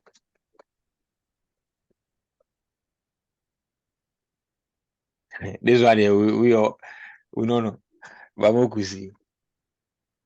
Lutuna channel. Mumichalo to muchalo to that fancies. Yeah, beshi. Hey, you be there see A or B. Why no no? Why no go? Okay. A or B says A,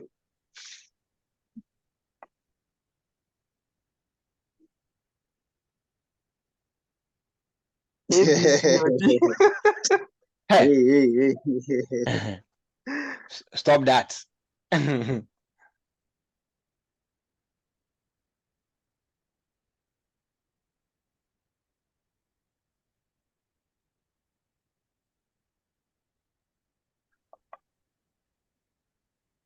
As Governor, what Yeah. you the research or what you Yeah. call EBC. ABC? Yeah. He did the AWS site top. So Lutuna foul. IAM access analyzer. So that's what it does. And you see, the funny thing is this: some of the answers they will even bring us a service, like some of the service that you don't know. So even for you to either say whether it's a correct or a right answer, no, you don't even know whether it's a service that AWS provides Whether it exists or not. or not. See the Yes. questions yesterday we Because answered. They exist. because all these three we don't know them, so it means that you have to even look them up, right? Yeah. Or maybe yes, we know Cognito, but we don't know whether it has like a user pool or something like that. You get it? But anyway, so yes, so it's C. A company needs to provision, manage, and deploy public and private SSL or TLS certificate for use with AWS services. Which service will meet this requirement?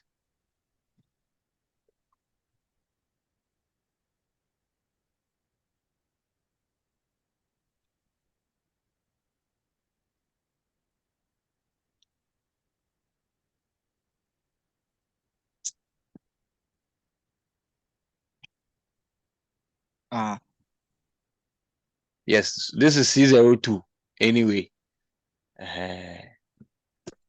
This is C02, so at the back. C01, you got to baby. Okay. Bridget and Will, please type your explanations. The answer is correct too. Yes, it's certificate manager.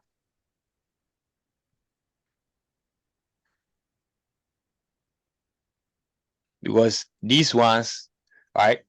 So let me put it this way. For me, the reason why I agree with B, which is actually the correct answer, is that It's in the name. Yes. SSL and then TLS, like they are certificates, right? So they are, I don't know how to put it. Request, okay. Chairman you go Google it, allows you to request and provision SSL or TLS certificate for use with AWS services. Like, yes, correct.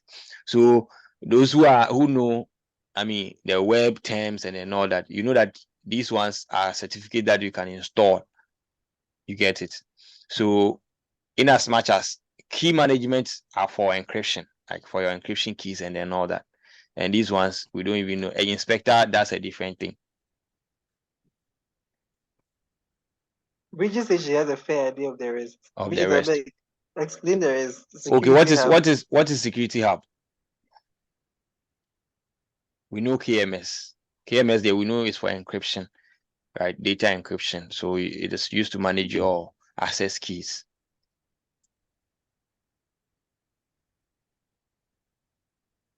So for me, I just like certificate managers do that for me. Yeah, if the exams like I will pick because Because as far as yes, inside. So definitely be certificate. Okay. A company wants to make an upfront commitment for continued use of its production Amazon EC2 instance in exchange for a reduced overall cost. Which pricing option meets this requirement with the lowest cost? So he wants to make an upfront commitment. We are selecting two. Okay, come. We select two. Okay, Charlie, I just get home. Prince talk. I just set the card.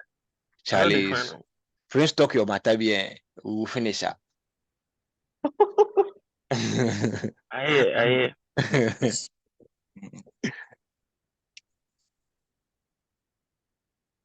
We are selecting two. Oh, this one to four.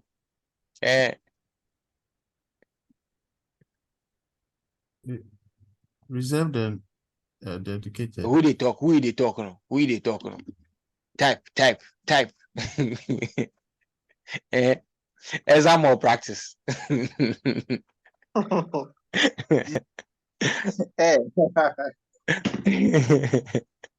Exam or practice. Type your answer. You they talk. Okay. So as is savings and reserve distance. These are the two that allows you to make upfront payment, right? Or upfront commitment for the continuous use of their services.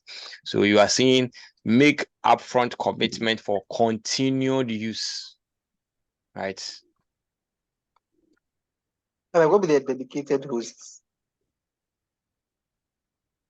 So the dedicated host is like, okay, take Martin can give me for my office, right? No, actually, the dedicated be more of hardware. You provisioning hardware. So if within that availability zone, you don't want that some particular machine, some particular system. They will let it view. Yeah. And then the savings plans. And so savings plans, the other time we're saying that, I mean, we explained that it's for like upfront commitment spend per hour, right? Upfront commitment spend per hour. So okay, I'm using it for 1 year, but server space to yourself. Yes, that's a dedicated host. Okay, so I'll use your service for 1 year, right? But instead of your usual, let's say 10 cents per hour, I'll pay 7 cents per hour. That's the savings plan. I'll pay 7 cents for an hour for the period of either 1 year or 3 years. So consistently. That's the one way you say you could use consistently 3 minutes for maybe like 3 minutes per day or per month or something for like consistently for 1 year. 1 year. So it means if you use more than, let's say, 3 hours, they will, that extra hours they will charge you, but still it will be discounted.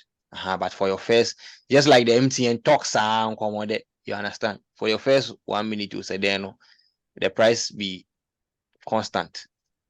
Hey, And is as it yet. one? But after that time, then you are they will cut the call. Oh yeah. Right now. Okay, Alfred, your hands are up. Yeah. So to add up with a savings plan, whereas with reserved instances, you can only reserve a specific type of instance. With savings plan, you actually get a broader range of instance types that you can use. Great. Somebody. Okay, thank you. Thank you, sir. Thank you, sir. Everybody clap for him. Again.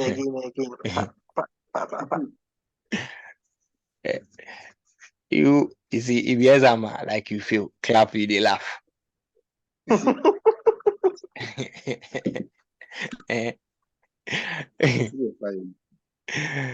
A company website is experiencing DDoS attacks.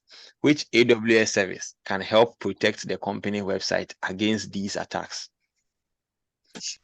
This one we see it to football. If you exam we do C02, so everybody bring answer. Make nobody intentionally type wrong answer. So shield. And those of you, if I don't see your answer, those of you have been typing answers. If I don't see your answer, I'll mention your name. Guys, take this question seriously.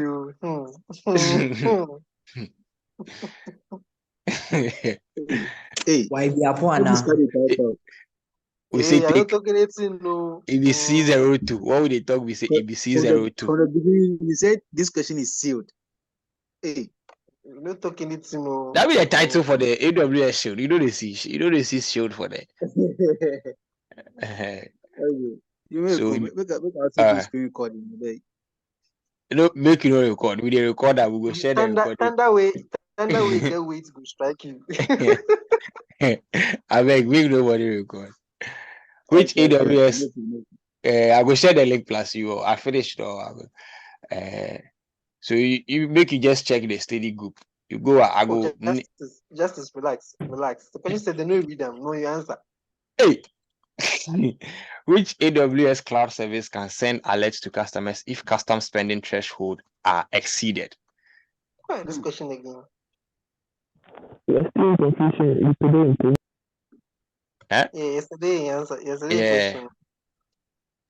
Question. Why your phone dey pillow under? Under. No, what is it? Your voice will be audible. Yeah, you know be audible. But Kobna, you still know na. Which way the hear me now? Talk again.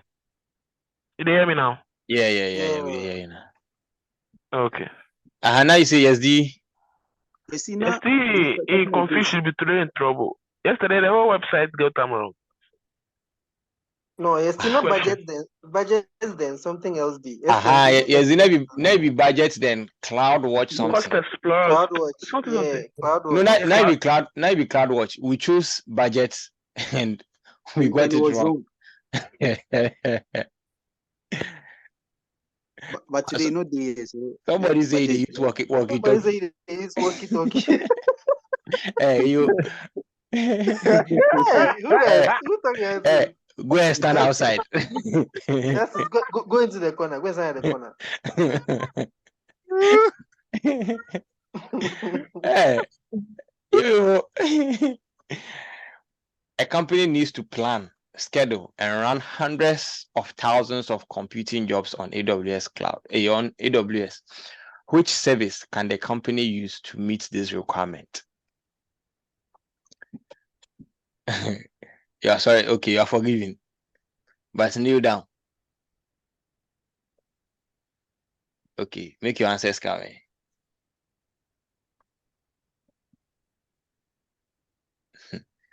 Princess D. Dina, batch. Who was talking? Maybe you can. Okay, you know, the person who talk kneel down. Me share who can. I don't get light too, so today I know they mood. Oh, Kafra. Why you don't see your card? Before I didn't see the prepaid card stuff. You only be the one that they touch, then they take The touch. old Then one some. Wait, is it stop? They buy like 100 cities every week. BXC. No, the prepaid meters. Why they charge car? No, the prepaid meters. Then get life cycle. This why be the BXC meters from Ache. Yeah, for change. Tomorrow I will pour kerosene for top them Ben now. Make them can't Alright, so that's AWS batch. That's what is used to run like hundreds of workloads or multiple workloads at the same time. A company has a compute workload that is steady, predictable, and uninterruptible, which Amazon EC2 instance purchasing options meets these requirements most cost effectively. We are selecting two. Predictable, steady, and uninterruptible. We are selecting two. Make we no keep long. Yes, we know B is part, but what's the other one? Huh.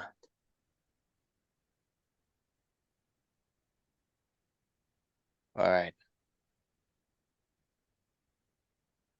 Hey, the answers you people bring there. Cost effective, nah, bid.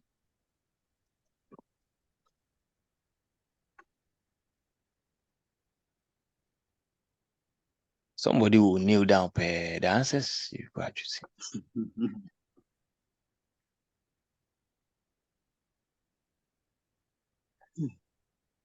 Oh, of course, you have not seen your answer. If you make nobody talk, if you show this way, then the answer will only see them answer. I will mention them names. Akosia, Josephine, Angela. You people say Judith they here. You didn't know it, but she came earlier, but she left. No, she did. And then she bet. Yeah, because I see him. She did. Bridget, bring your answer.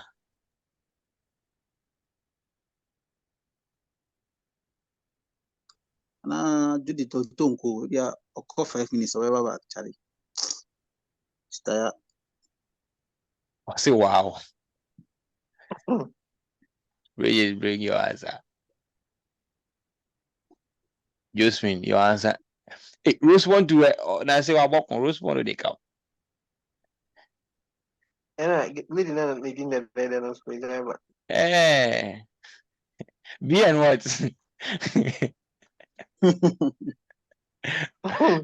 B and what? Okay, so it's the same set of assets: reserved and then savings. Right? I would have chosen on demand, but on demand is more expensive than. Yes, so we are looking at most cost effective, steady, and it's predictable, and then it's uninterruptible. Right? So same set of assets. Not for the fact that they wanted cost effective, like on the no on demand the interruption will come. So because of the pay as you go, no. If you forget pay. If you forget to money finish, no. Yeah, but then the dedicated should have also like a private factor there. Nah. Yeah. So it's expensive. Dedicated is expensive. But like it's the most expensive. Most expensive one. Right? It's very expensive. Yeah. So a company plans to deploy its application globally. The company wants to cache contents at edge locations. This one, if not finished, then if you put the type the answers at edge locations and deliver the content to the users with the lowest pricing, which AWS service will meet their requirements. You're doing a job. Prince, you started give wrong answers. I will make it kneel down right now. I kneel down already, sir. You see, this was Judith day here, like she go day on top. Right. So CloudFront. Hey, then I made bookmark. Ni say be UI. Hey, Nigga stand outside. 5 minutes, then you come inside. A company hosts an application on multiple Amazon instances. The application uses Amazon's simple notification service, Amazon SNS, to send messages. This one too, I don't have to finish. Then if you are typing the answers, which AWS service or feature will give the application permission to access required AWS services.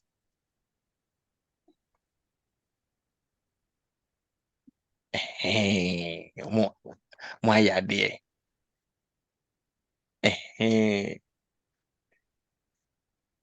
Oh, nice. All right, so IAM rules, right? Which actions are examples of a company's efforts to right-size AWS resources to control cloud costs? So we are also looking at right-sizing. We are selecting two. Now, A says switch from Amazon RDS to Amazon DynamoDB to accommodate NoSQL databases. B, base a selection of Amazon EC2 instance types on past utilization patterns. C, use S3 lifecycles policies to move objects that users access infrequently to lower cost storage tiers. D, use multi-AZ deployments for Amazon RDS. D, replace existing Amazon EC2 instance with Beanstalk. I explained them today, correct? So answers no. Nah, you talk about the previous question. No, the right. This is right size, right? Need be the right sizing they talk about, right? I talk about right sizing today. You type them earlier before you both of them, or you talk to. Yeah. Make us suck water. I did dehydrate. Casarodos. Somebody for help you with the reading. I'll be you day. Is it? I say you day. I beg, I don't get light. If I read, I go sweat. Yeah, so so it's BC, right? BC, yes. So we use S3 life cycles to move objects that users infrequently access to lower cost tiers. All right, and then you base your selection of based on past utilization patterns so that you don't have to. Hey, today I mentioned utilization correct. Why? Utilization and explicit. The way I did someone before I mentioned those two words. What can I use? You say? I say implicit then explicit. Do them like 2 times or 3 times. Hey, maybe here they can't do English lessons. They won't help them. So say you go mention them. Oh, sorry. So this one for BE. This one for BE because anytime they select two questions, the multiple response questions always have 5 options. Okay, so what can a user accomplish using CloudTrail? This one to 84 ball. Bridget, you are doing well.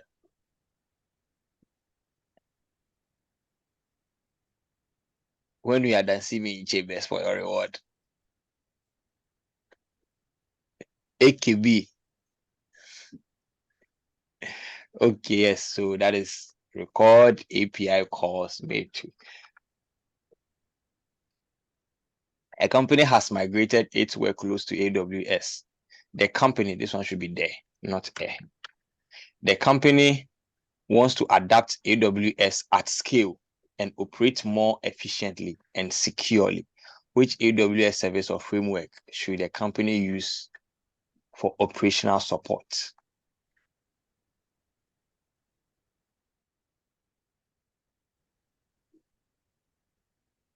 This one there. Master, you answered first. We are for the women. Power to the people, one thing. Power to the people, one thing. Amen.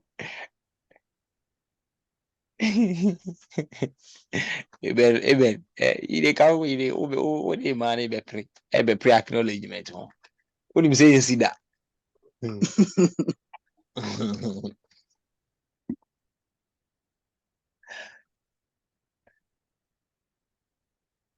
Yes. So, the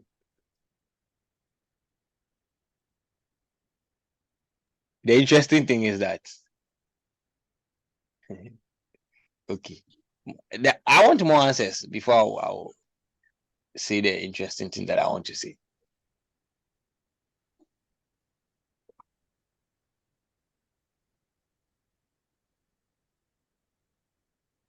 Let me verify it before. This question is interesting.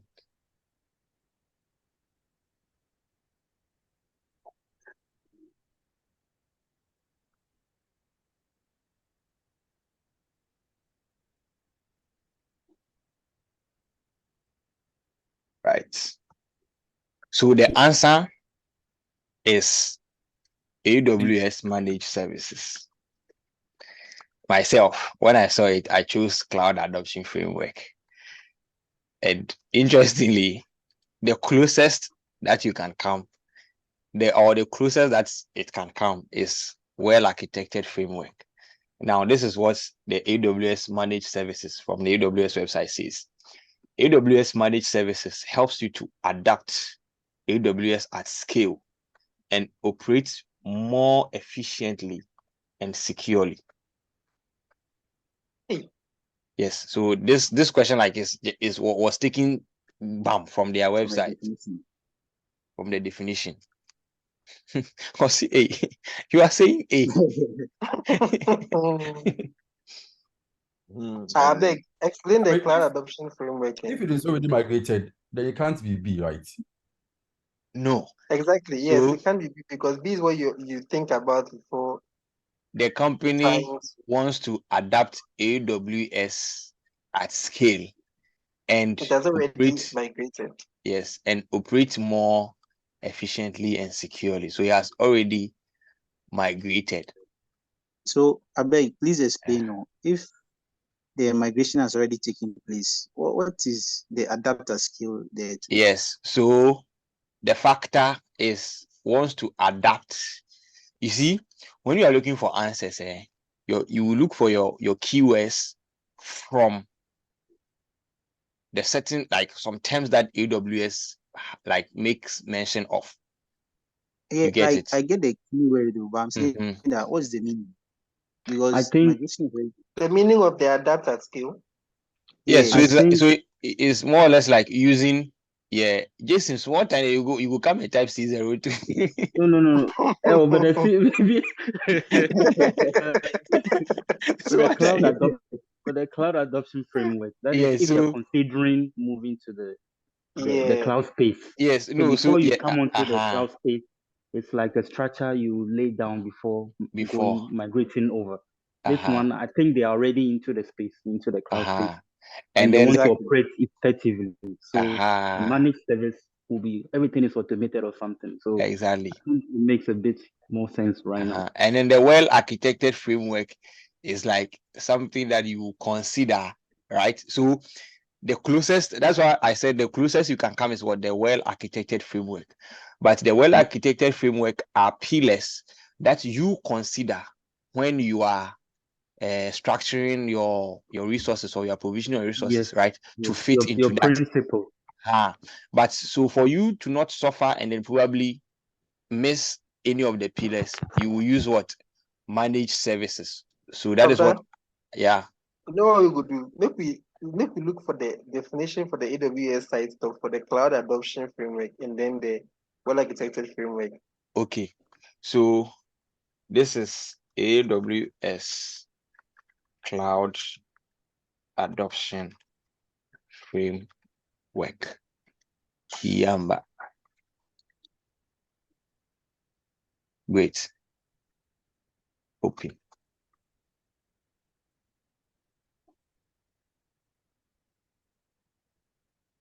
And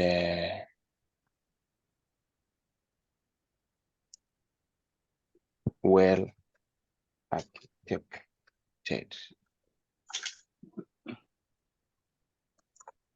Open. AWS managed services. Right. Oh, wow. You saw something small. Eh? So the well architected framework helps cloud architects build secure, high performing. So just their pillars, high performing, resilient, and efficient infrastructure for variety of applications and workloads. Right? That's just the adoption framework, CAF, leverages AWS experience and best practices to help you digitally transform and accelerate your business outcomes through innovative use of AWS. Right? Identify specific organizational capabilities that underpin successful cloud transformation. So the adoption framework is more or less like you are now moving there, right? There are certain things that you need to consider, right? Business perspectives, people perspective, operational perspective, is it what financial, and then risk, right? You consider all those things. How do they align with us? You put all those things in place before we are ready to accept it. When it comes to even operational, you do like test runs and then all that. The well architected framework is for you, it's helping you, right, build like your systems to fit into the 6 pillars. Now, managed service helps you adopt AWS at scale and operate more efficiently and securely. So this is the full sentence that was taken.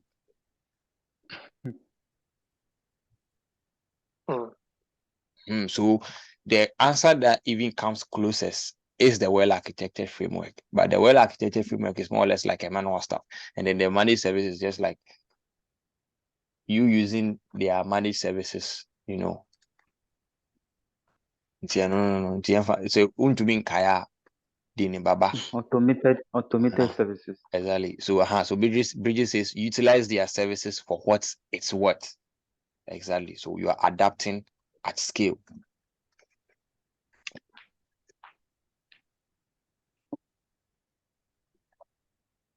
(21) Which of the following is a way to use Amazon EC2 auto-scaling groups to scale capacity in AWS cloud?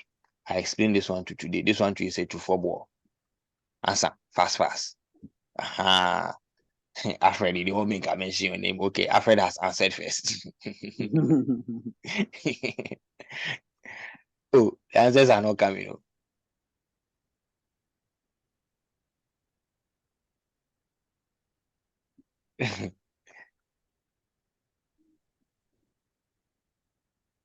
See, you people are all Bridget Ophelia, nice. Ophelia C. Tachumesi Ankra. AKC. Okay. I like it. All right. There is A. Okay, so with auto scaling groups, we only look at number. I think today, yes, I talked about it. So with auto scaling, you set like limits, right? You have your minimum, desired, and then maximum, right? So with the groups, you are saying that, okay, when resources are utilized up to this point, give me my desired instances, right? When it goes more than this, when my CPU usage goes more than this, then scale up to the maximum number. So with auto scaling group, you are talking about the number of instances, not the size.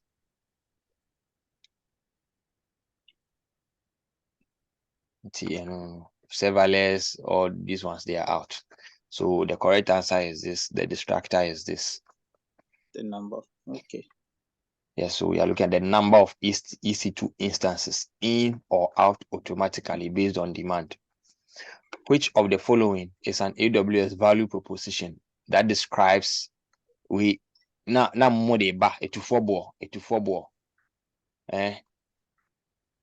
describes a user's ability to scale infrastructure based on demand? Don't call me. AKM Bridget. Oh, where's Rhodes? Hey, Rhodes. Where's Rhodes? Man, if I call him well, Rhodes. Yes, where's Rhodes?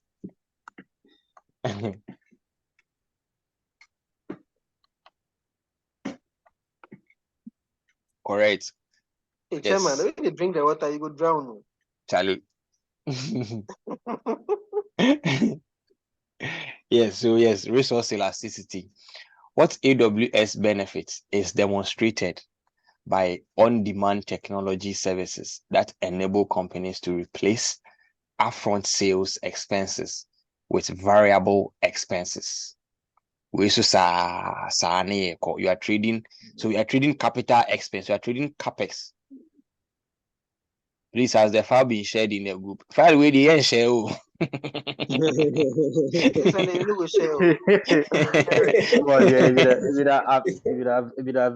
Avengers Shield file this. This one big. Unless you record for your screen talk. We beg you.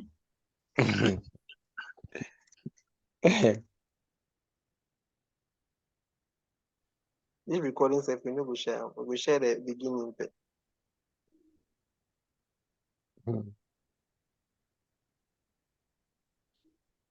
But you people for really like understand, the stuff. If you know, you know. Right.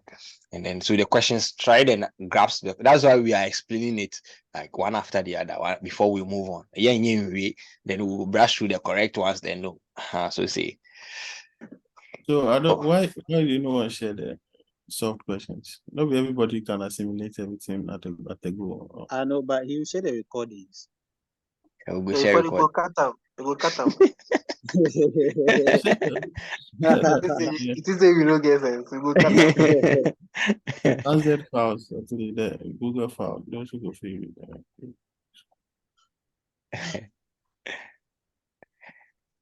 Because some people wait, maybe I be anaconda. I don't be cobra. No, so it be surely not laugh no. I hear some quick voice view. It be Richard. Hey, Richard, you laugh like that. Don't do that again. Kneel down.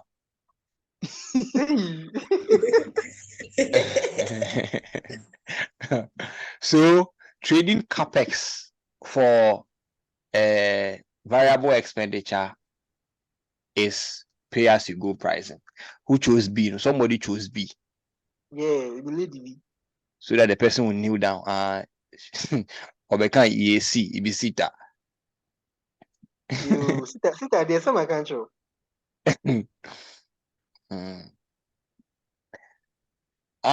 If you couldn't do a biz, couldn't do, we'll think about it. Oh, I think it's a big guy. Sorry. We'll think about it. If you say what? If you couldn't do a biz, say if the file will be shared, okay, we'll consult we'll consult the oracles there. We'll see. Oba. Oh. You sure? Could you say hi? Could you please say hi? Hi. We'll share it with you alone. We'll share it with you alone, okay? We'll share it with you alone. Boys are bread.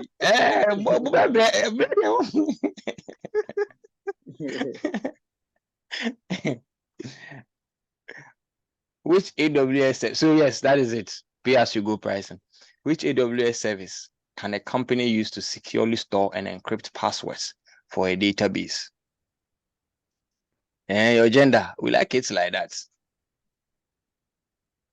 if you the one fear women, we will not send you.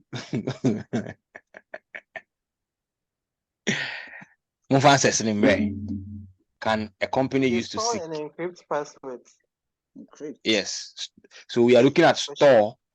We are looking at securely store and encrypt. I spoke about this yesterday, today. Kunedu, you are doing well. This one even means that we'll share it with you. Maybe see us in chambers. Yes.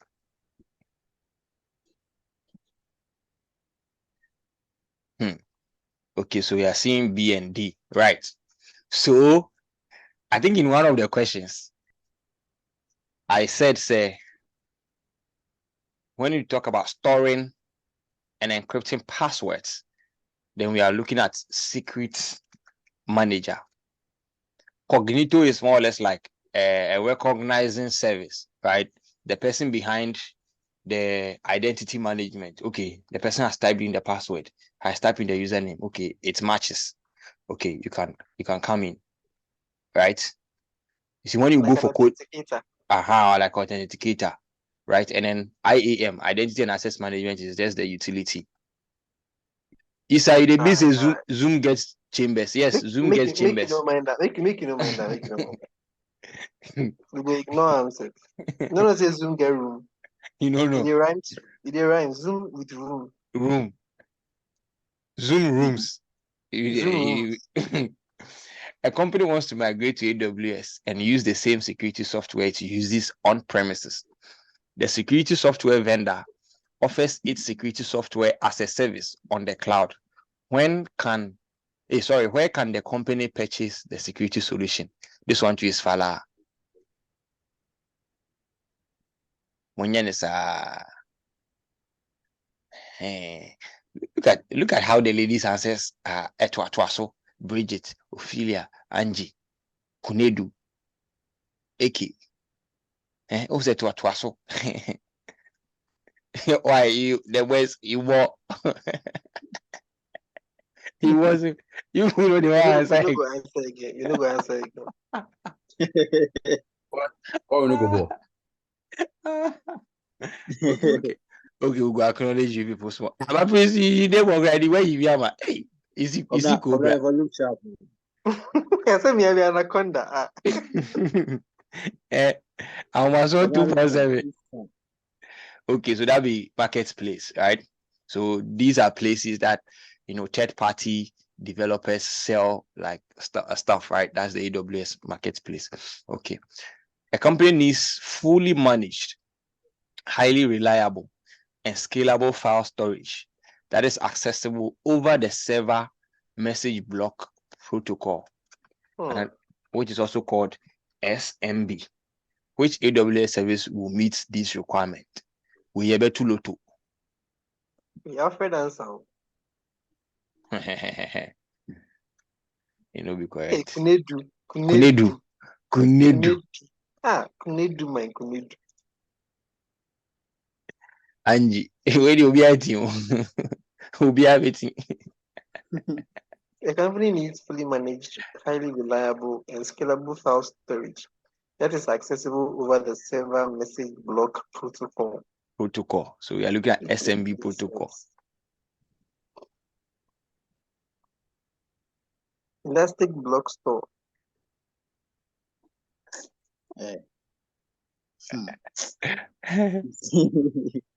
Justice, you go and sleep. You see what Justice they do? ABCD.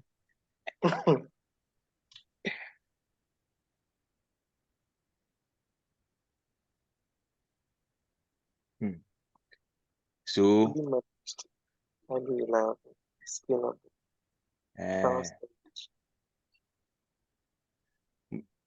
Make you people try. But we'll get the answer. Anybody who could change the answer or say Bakubefa. Okay. Bakubefa. The other fan of Betrim. The other fan of Betrim. So Alfred, you go give us a little explanation. Fred Mante big man the money. So he be big man. He be the Magdane. Okay, so I didn't see the SMB initially. So Okay. SMB is a protocol that we use for file shares.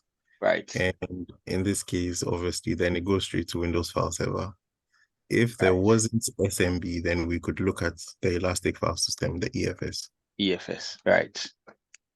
Sanity. So it's the Amazon FSX for Windows File Server. And then reference documentation. I said it didn't. Jason, I bet you Jason, go home. Jason, they can't log you off.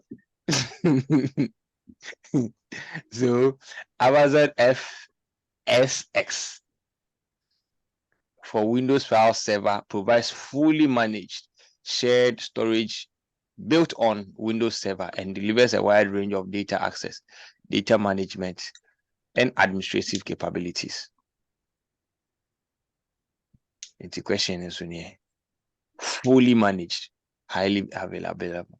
Meaning say block a message block protocol na mama for coaches block store. You people relax with the keywords. We are a keyword. We are a protocol. All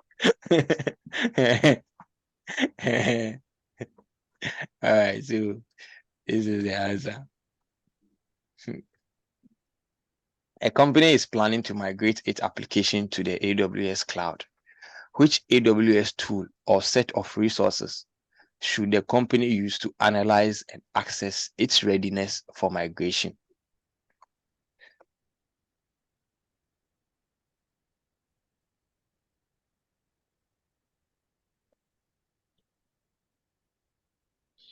Hey, Ima, calm down.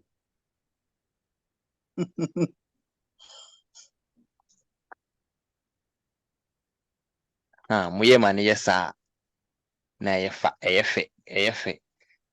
Great. And once we know that is planning to migrate. So should the company use to analyze its readiness? So that's what the adoption framework is all about. Which Amazon S3 storage? Hey. Hey. So drink water. No. What should that?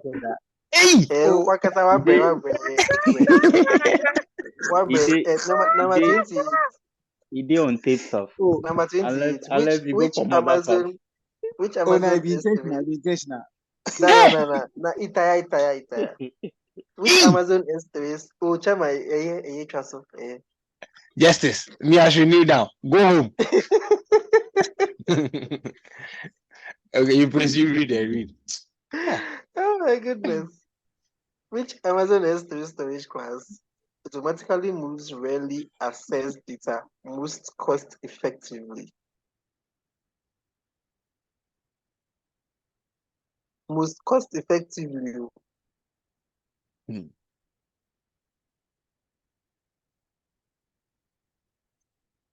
Okay, we have D. Justice. What else a group?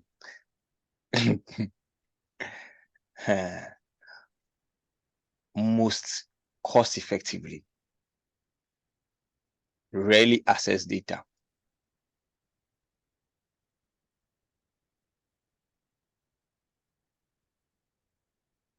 Who say B? No. So B. Okay. Jason. So Jason, you say I should be Justice. I said trouble give justice. You go fall inside pay. Flexible retrieval. So we see there is what automatically moves component here. Yes, rarely access data. You can look at flexible retrieval, right? As and when we want to. But infrequent is also a factor because it's also rarely accessed, right? So infrequent access is also a factor. One zone infrequent is also a factor, but this one says what? Automatically moves rarely accessed data. So we are looking most cost effective. Most cost effectively. Right. But all these ones, you don't move, right? There is no movement. You put them there. You choose the class. So for infrequent access, you decide that, okay, this data is infrequently accessed. So let me put it here. This one is an archival data, but I still need it to, I still need to retrieve it like faster, right? When I need it. So I'll put it in an S3 Glacier. One zone is also infrequent, but I only need it in a particular, just one availability zone. So you put it there. But the one that automatically do the movement is the intelligent steering. Right? So here there is a movement factor here. These ones are all manually done. So sometimes too, the cost effective thing, no, they buy a confuse here. 29. Which encryption types can be used to protect objects at rest in Amazon S3? We are selecting 2. This one too is don't call me.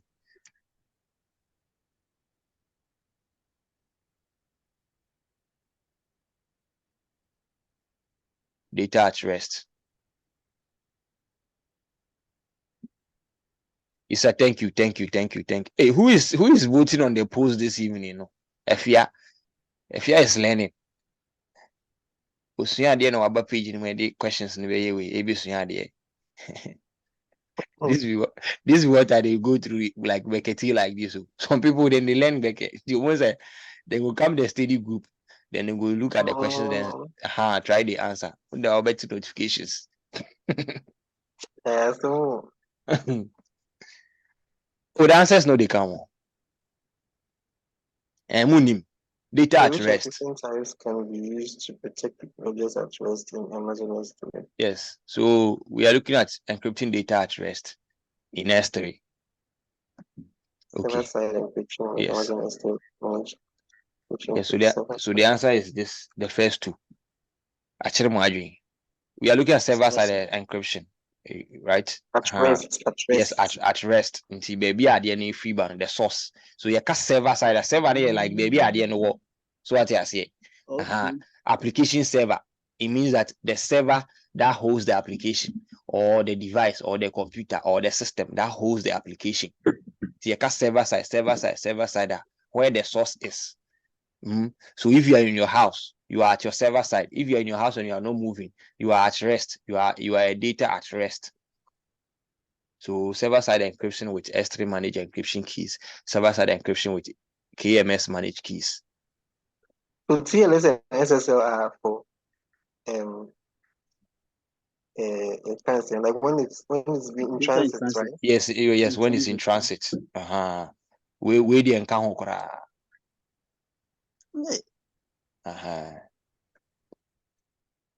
TLS is for data in transit, correct?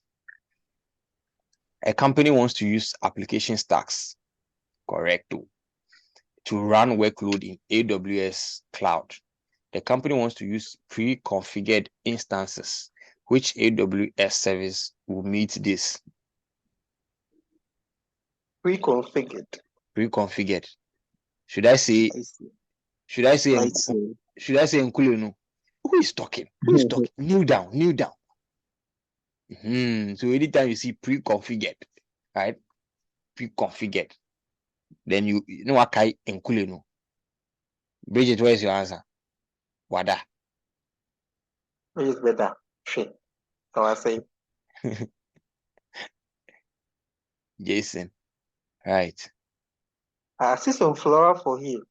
I say the day before yesterday, I see them. Today they are seeing Meli Bantempa flora. Oh, where she go off? Yes, that's light sale. Pre-configured. Everything has been provisioned. A company that uses AWS needs to transfer 2 TB of data. Which type of Yeah, I have a question. So I thought the light sale is for running a small website.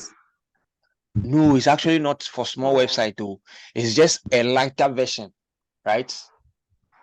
Okay. It's like an EC2 but lighter. Like it's like an EC2 with everything inside. Everything inside, right? It's just like your laptop and then a desktop PC. You see, you can have a laptop with the same specs as a desktop PC, but it looks bulky. The desktop PC looks bulky than the laptop, right? But the desktop, you need to get is it just me I can't hear? You need to get a more. Is that what? You need to get a monitor, a mouse, a keyboard. You need to get maybe some extra fans, extra GPU, extra, those things. But laptop, they inside, or maybe if RAM, you go see upgrade fine. But they come like lighter. Right. So doing that comparison, your laptop is like your light seal, and then the other one is your great. Okay. A company that uses AWS needs to transfer which type of transfer of data, which type of transfer of that data would result in no costs for the company. A company that uses AWS needs to transfer 2 terabytes of data. Which type of transfer of that data would result in no cost for the company?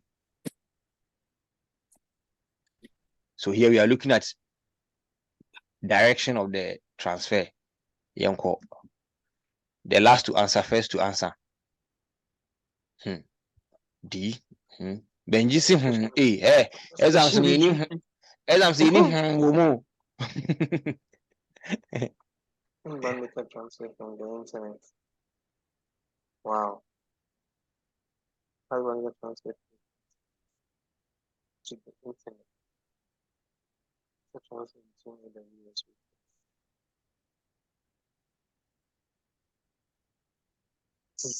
Go ahead. This question there, I don't know. Right. So generally, right? Generally, inbound transfers are free. Yes. Right. Yes. Generally, inbound transfers, regardless of wherever it is coming from, are free. But when you say data transfer between regions, you get it. Because transfer outside your availability zone or outside a region are all put together and charged as data transfer out. Yeah, the cost in here boom as data transfer out charge. Now come again. What did you just talk? Right. So inbound transfers, regardless of where it's coming from. So for me, if let's say somebody is transferring a file from a region to my region, right? It's free of charge. But nimpa no send this data no is being charged as data transfer out. So if you are transferring outside to transfer between services, right? AWS services are free. Like within the same availability zone are free, whether out or in or inbound. But if it is moving from an availability zone to another availability zone, right, it's a data transfer out. If it's moving from one region to another region, right, it's a data transfer out. But every transfer that is coming in through the internet, as far as it is inbound, it is coming in, it is free of charge. So data transferred outside one availability zone to another one is charged. It's charged, yes. Okay. So all those transfers, at the end of your billing cycle, it all puts together, whether it's between services or between services across multiple availability zones or between regions, they are all put together and charged as data transfer out. That's the term that they give it, data transfer out.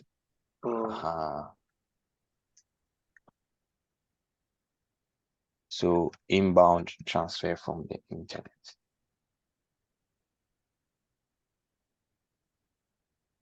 I want where I answered that question.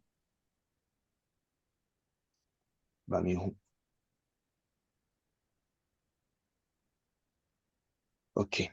So a company wants to migrate its NFS on-premises workload to AWS. Which AWS storage gateway type should a company use to meet this requirement?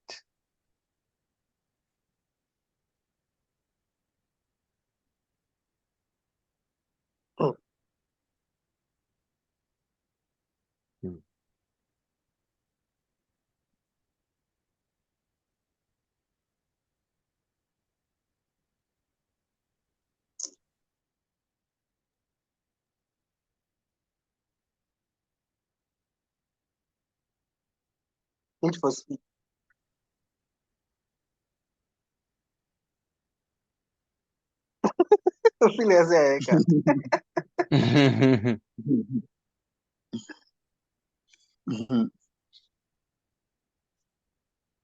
Tape gateway, I know here before. Volume gateway, I know here before. Amazon FSX file.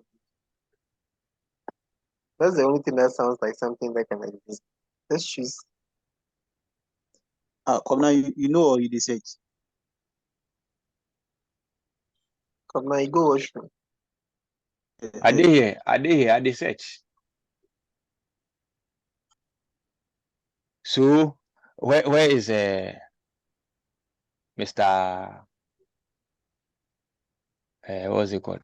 Oh, who explained the FSX thing? Or this one you don't know? Alfred. So this one also the answer is the FSX. Yes, FSS file gateway. What does the NFS mean? Oh, chairman. Network file system. FSX file gateway.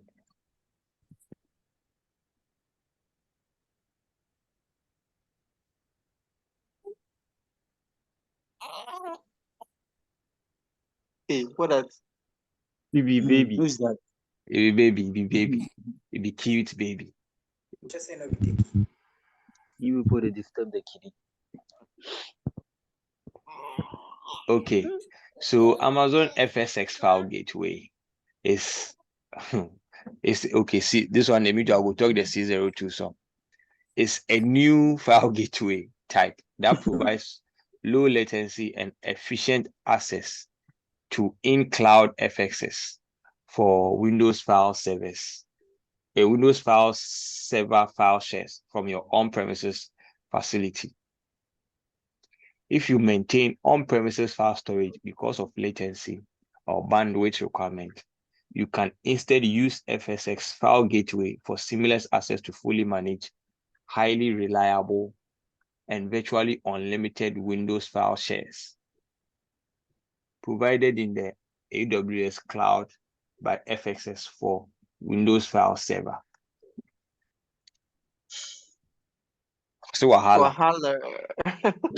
Right. Alfred. So Amazon FSX at the redo. Amazon FSX file gateway is designed to provide NFS access to Amazon FSX for Windows file server.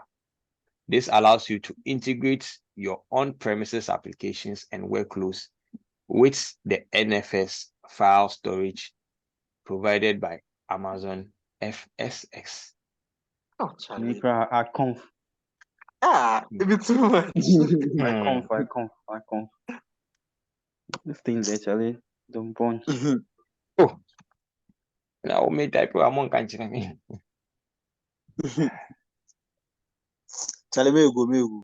Let's move on. Tape gateway what? Wait, now I can say. No, tape gateway is actually like story. Your friend say tape storage, right? So basically, NFS and SMB is FSX, and I don't know.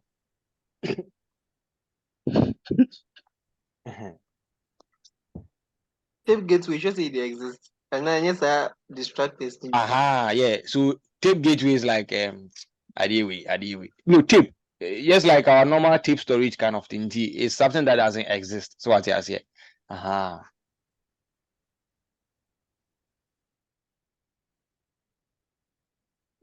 Exist for the C01, but it did for the C02. So before go check them out. Hey, they exist too. It exists. It did CO2 inside. Your new tech. Say AWS Tape Gateway is a hybrid cloud storage service provided by Amazon Web Services that enables you to integrate your on-premise backup and archive workflows with cloud-based storage, specifically AWS S3. It acts as a bridge between your on-prem data center or infrastructure and AWS cloud storage. Okay, so AWS Tape Gateway is like a virtual tape librarian.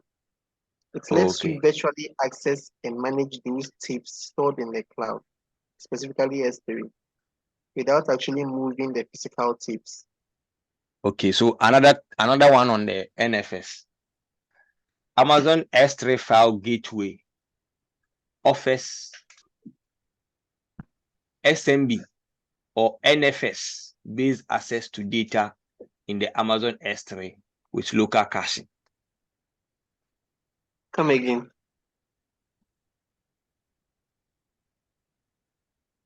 Amazon, and you two answers were Amazon, and they are all on the AWS website too. So Amazon, and also it also has SMB in it. Amazon S3 File Gateway. Provides a seamless way to connect to the cloud in order to store application data, files, and then backup images as durable objects in Amazon S3 cloud storage. Okay, this one is like backup. This one is for backups. Amazon S3 File Gateway offers SMB or NFS based access to data in Amazon S3 with local caching. It can be used for on-premises data intensive Amazon EC2. Okay, no. So I think for migration. Is it for migration? So before migration. Okay, it's for access. It's for access. It's settled. Yeah. So the S3 File Gateway is for access to NFS, like files on the S3 back in S3 buckets, but this one, the FSX File Gateway is for migrating. Migration, yes. Yeah. So everybody calm down. So this is a mundini baba. And muhu migrate my back on the way. Fully managed storage that is accessible. So this is a storage and a storage kind that is accessible via the SME protocol, FSX for Windows File Server. For migrating, NFS, FSX, File Gateway. Which of the following describes some of the core functionalities of Amazon S3? Core functionalities. This one, look for one thing. Look for one thing and then select it. Asa. Maybe.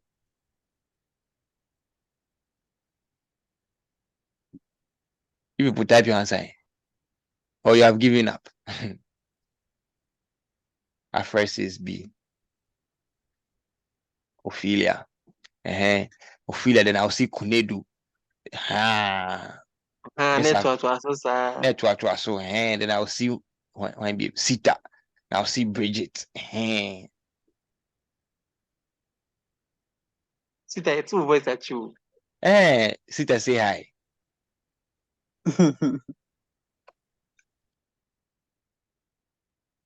Sita, Aswodin. Oh.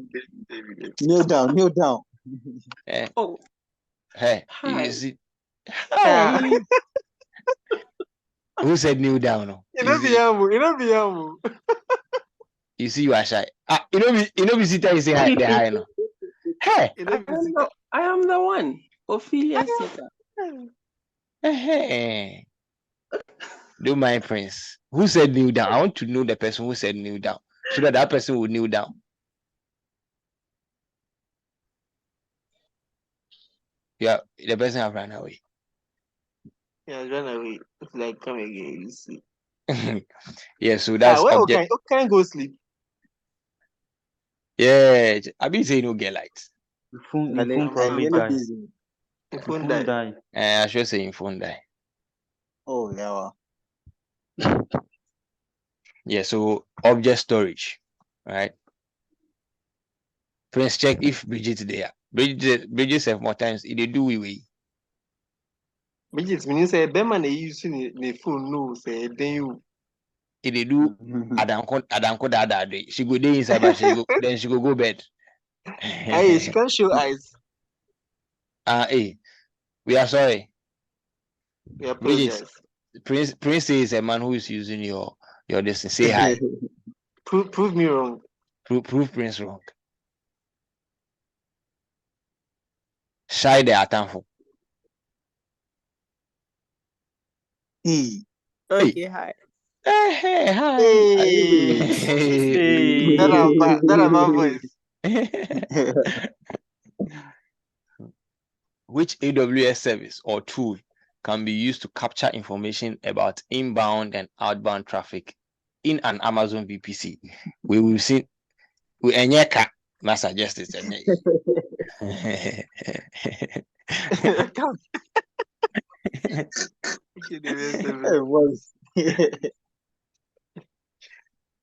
Inbound and outbound traffic. Oh, okay. Let's information. Hey. Yes, I like it. That's how I like it in the town. That's how I like it in the town. Yes, so we are looking at flow logs, VPC flow logs, right? Hey, chairman. Which of the following acts as an instance level firewall? I don't have to finish reading. I don't have to finish reading. Answer Nimbra. Instance level firewall. Abba. Come and look at me. The way I'm smiling. Come and look at me. The way I'm smiling. Correct. Security groups. Okay. A company wants to create templates that the company can reuse to deploy multiple AWS resources. Which AWS service or feature can the company use to meet this requirement? Creating a template. What is I was so and also abba. Oh, c'est bon. Which of the following describes some of the core functionality of Amazon S3? This question. Nipa no set me so no doubt or the bamino. Core functionality. You look for one keyword exactly. So objects. If the same thing, we be like you type I'm twice. So. No. It actually. So watch this one, right? Describes some of the. Okay. And then the other one is what describes. Describes. If it is same thing. But it be different question I must do. Because you see where this one day 37. Yeah. So from where we see the question you say it. That want to be B. Yes. If you see something like this where you know the answer, you will make happy. If you don't know, it comes twice. You go twice.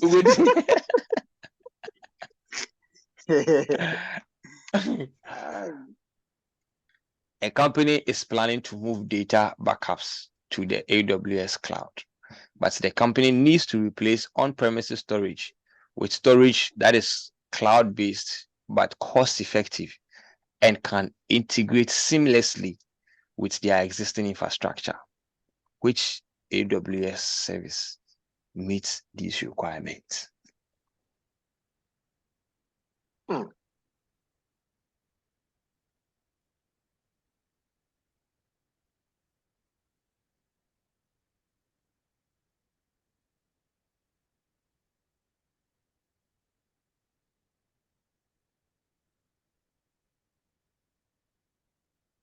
Seamless integration.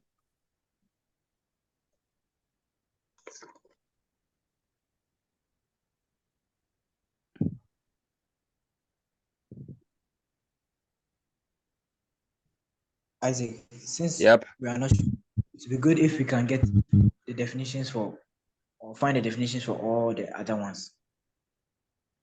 Okay. So I know of snow cone. Hey, yeah, about 12. I fill out the form on Friday, but I still haven't received my 12 a.m. now. Who will be some voucher? Hey, the voucher, if you do the thing where you don't come out, your heart be caught. I know what I mean. Nah, you know what fear because the ALX.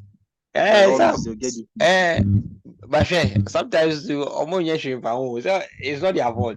Time is power. They will tell you say wait for the next go. Or probably they will give us exception and then will move you on to the essay. Okay, so AWS snow cone. Who go explain snow cone? I explained snow cone the other time. If it's snowball, you explain. Snowball is. Oh, if it's snowball. I've not seen snow cone too. Yes, I explained snow cone, explained snow mobile. I explained snowball. The sizes. Yes, I use the sizes. So snow cone is the smallest, right? And it's a data transfer device. Maybe hardware, you go connect to your system, then copy. AWS backup.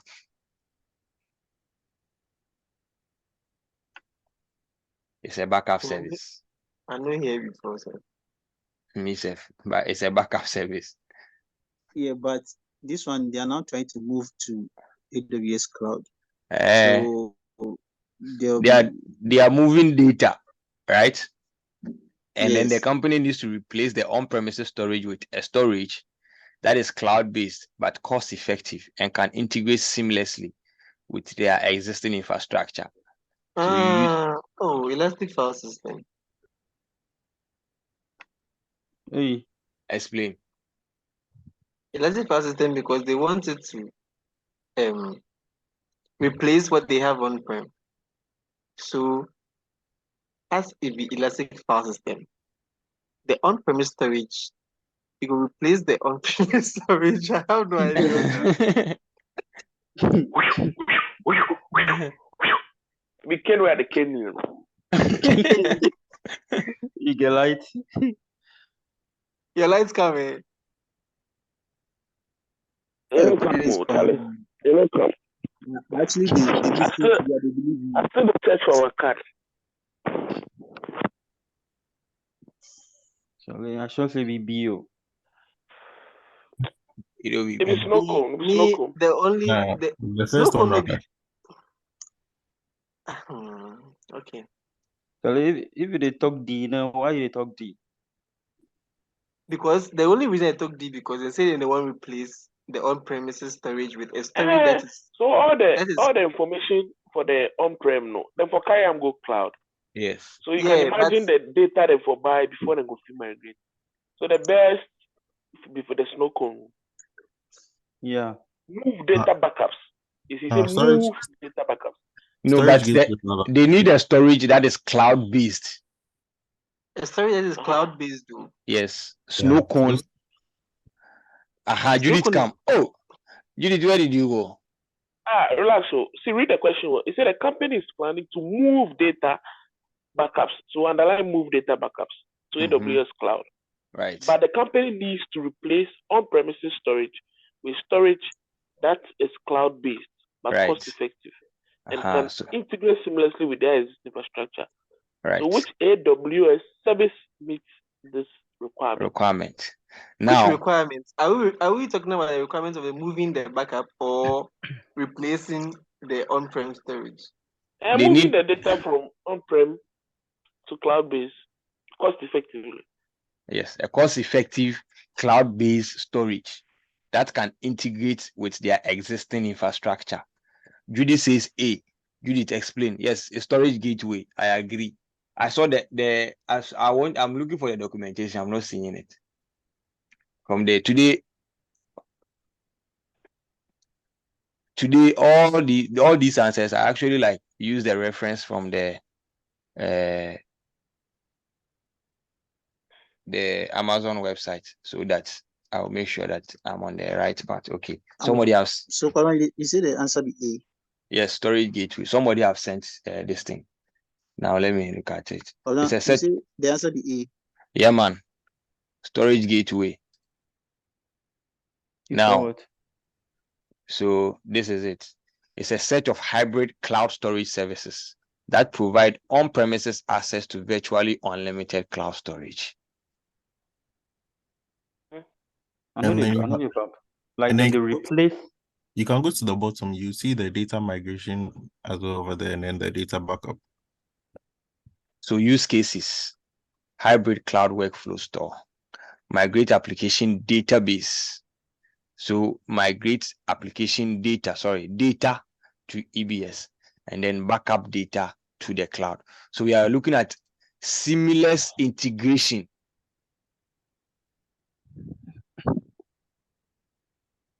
So you integrate AWS storage gateway with your on-prem services so that you have that kind of data transfer, right? From on-prem to this, on-prem to that.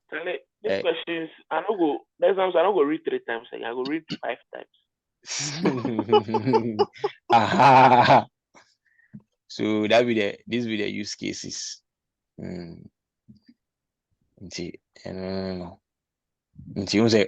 On-prem, right? You have NFS or SMB and a bar. Your iSCSI. Do you know iSCSI? Don't start. SCSI. Yes. Yeah, I know SCSI. Aha. Okay, you are network. What a network goes to explain. SCSI, it be hardware. So I say hardware, yeah. Now it be those hard drive connectors. Like the way you get the old ID before it come this SATA. SATA. Then the M.2. whatever. So SCSI was one of them. SCSI was one of those connections. Usually be servers that they like, so they will stack multiple hard drives. They go connect them over SCSI. Over like a storage network or something like that. Oh no, just be connected. Oh, Angie. Like the ID cables. Yes. So the ID also, some have like connectors to between like then it has one extension that connects to the main board. Angie, don't sleep. Angie, say hi to us. Angie, say hi. Angie, say hi.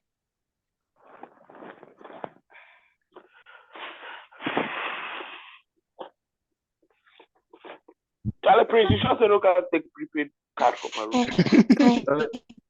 Hi, Angie. You see people they talk, here, Angie. Angie, please say hi. Oh, Angie, we didn't hear. Hey.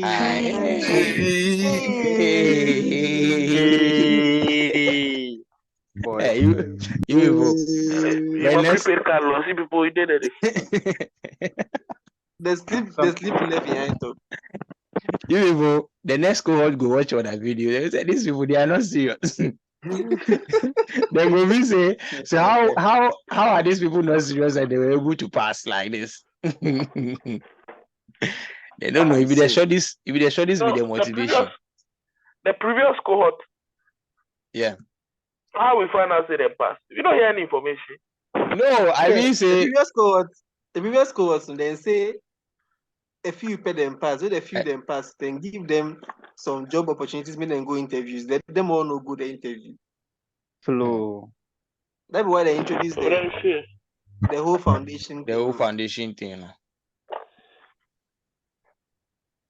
Wow. Prince, say it again. What did you say? Sorry, my network.